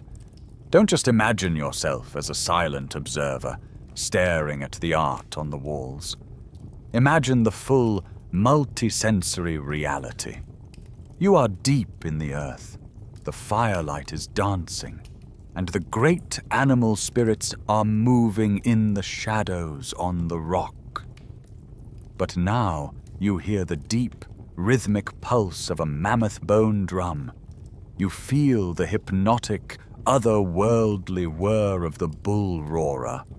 And above it all, you hear the haunting melodic call of the bone flute. You are not just looking at the myth, you are inside of it. You are dancing it, you are singing it, you are living it. This combination of sight and sound was a powerful psychological technology, capable of creating intense emotional states and making the spiritual world feel overwhelmingly, tangibly real, binding your small human community together into something much stronger than the sum of its parts. The mythic world of the Ice Age was brought to life in the great galleries of the caves and in the rhythms of the bone flute. But the canvas for this creative explosion was not limited to rock and sound. It was also the human body itself.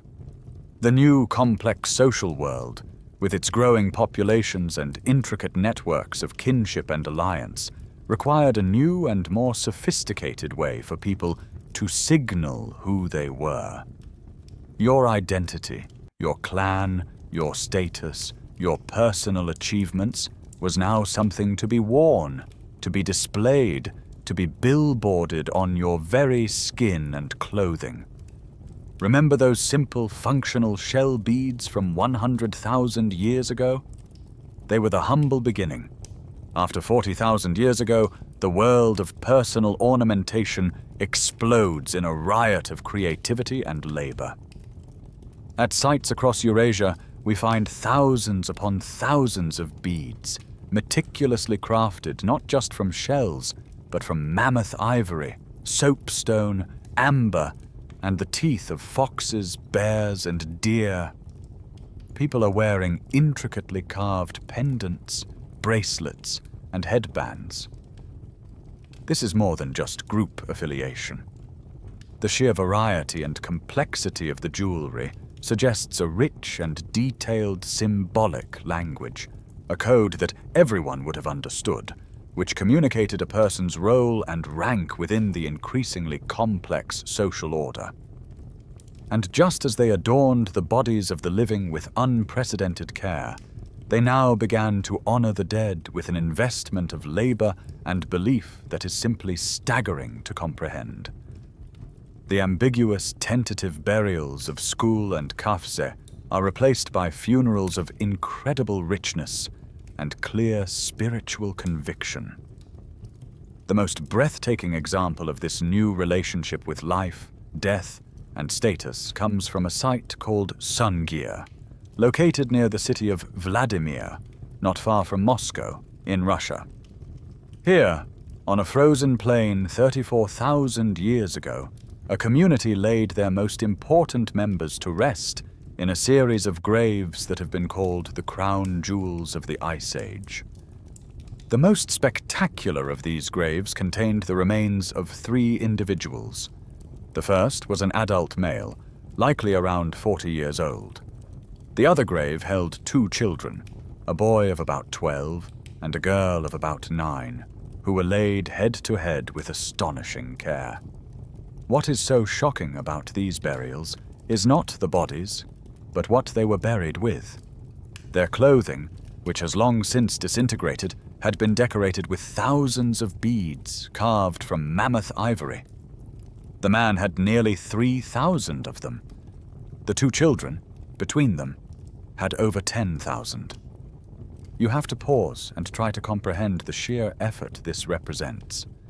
Experimental archaeology, trying to replicate these beads using the same stone tool technology, has shown that to shape, carve, polish, and drill a single one of these small ivory beads takes, at a minimum, 1 hour of intense, skilled labor.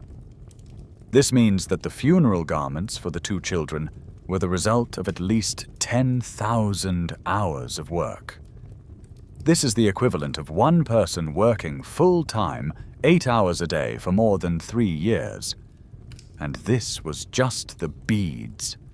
The children were also buried with ivory bracelets, carved animal figures, and a collection of massive, perfectly straight spears, made not from wood, but from the ivory of mammoth tusks, which had been painstakingly steamed and straightened using a technology we still don't fully understand.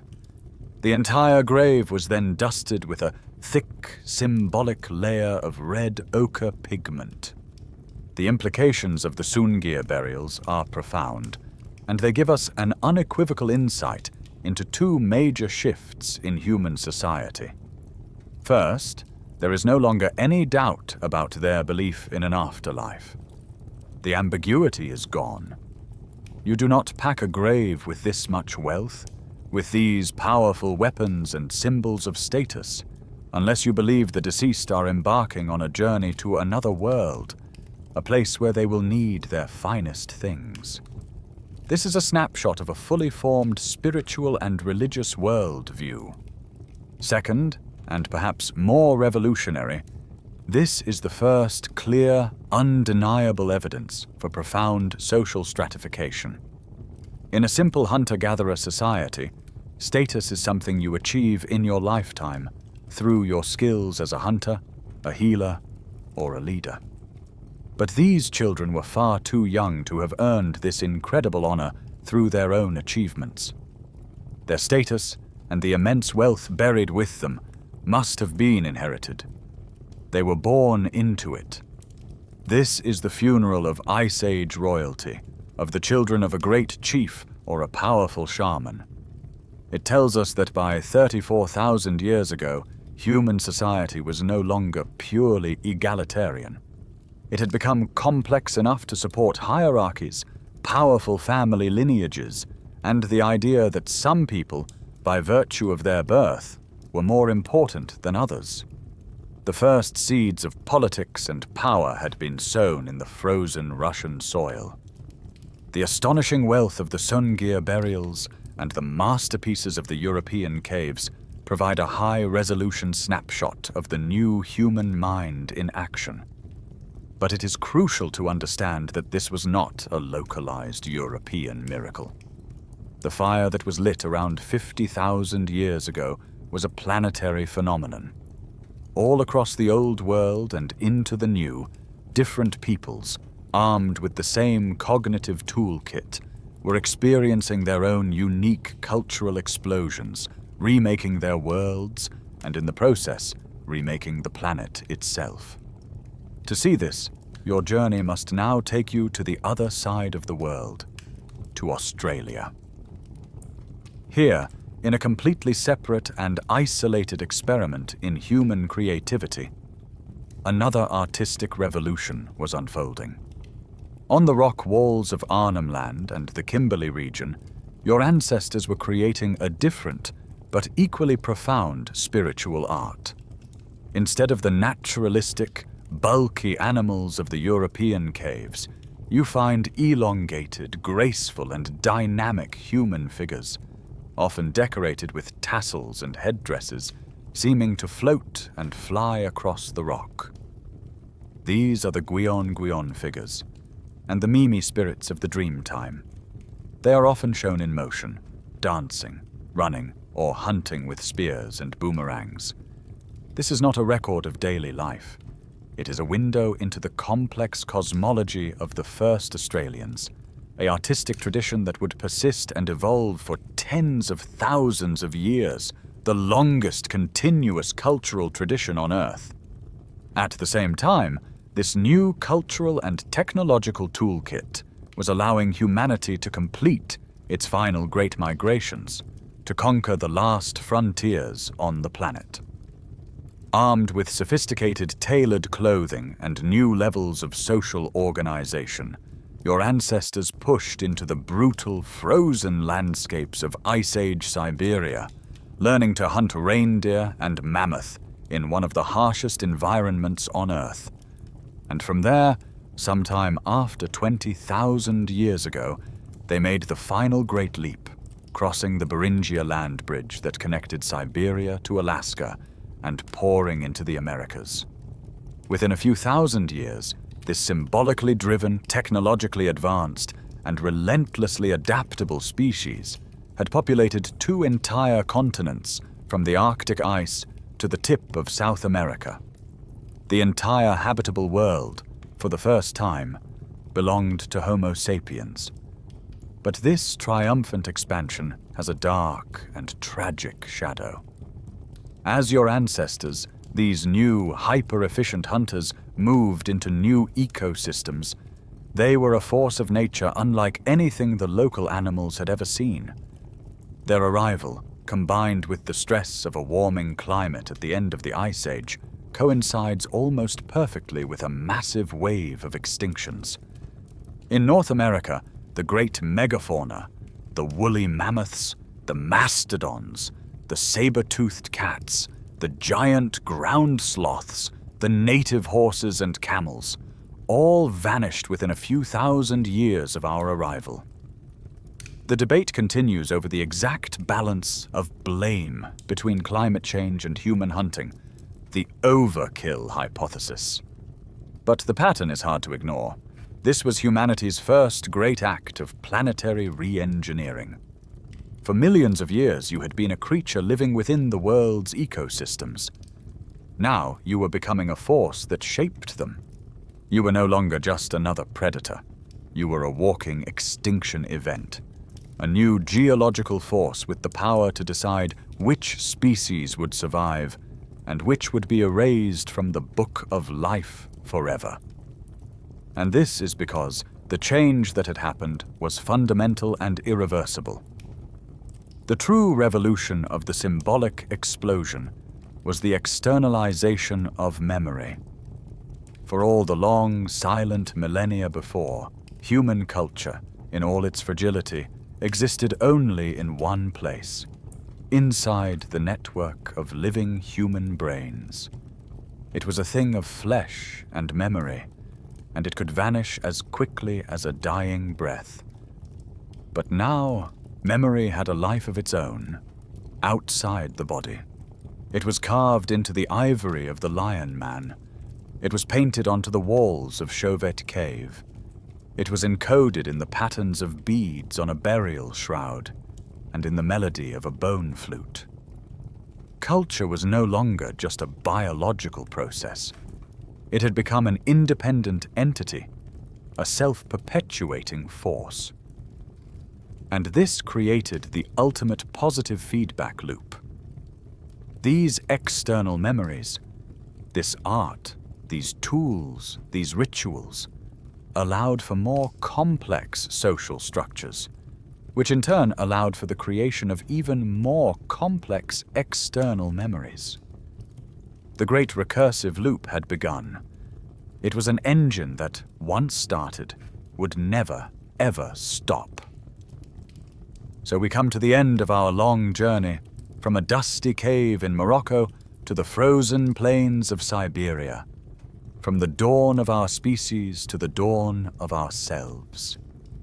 We have pursued the great mystery of the 250,000-year silence, and the answer we have found is not a simple one. There was no single magic bullet, no miraculous genetic mutation that suddenly switched on the human spirit.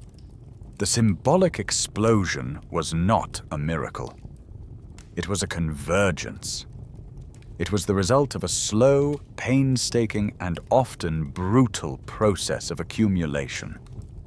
It was the moment when the biological potential of our brains, the social stability of the grandmother and the hearth, the resilience forged in climate chaos, the new software of complex language, and the critical mass of an interconnected population all finally, after 250,000 years, reached their tipping point.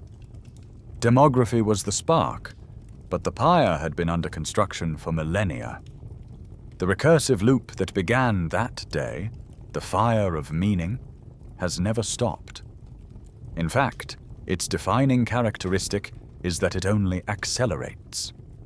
The externalization of memory, which began with a handprint on a cave wall, created a foundation for the next innovation, which created a foundation for the one after that. The 50,000 years since have been a relentless story of this feedback loop spinning faster and faster. Each new medium for storing and transmitting information was a profound acceleration. The invention of writing, which allowed a story to be told without a storyteller. The printing press, which allowed a single idea to reach millions of minds.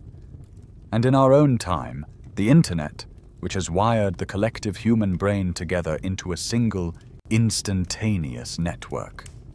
You can draw a direct, unbroken line from the first stroke of charcoal on the wall of Chauvet to the words you are hearing right now. The technology has changed, from pigment on stone, to ink on paper, to pixels on a screen, to the coded neural networks of an AI, but the fundamental process is identical. It is the ancient human drive to take the ideas that live inside our heads and give them a life of their own in the outside world, to share them, to connect them, and to build upon them. This is our species' single greatest trick. And yet, this incredible accelerating journey has brought us to a strange and perilous place.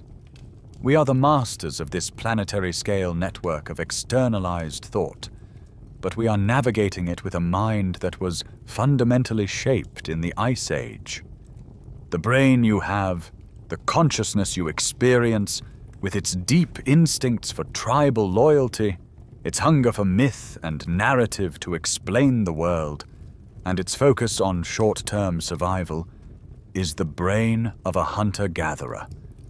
We have the emotions and the instincts of a small band primate, but we are wielding the technological power of gods.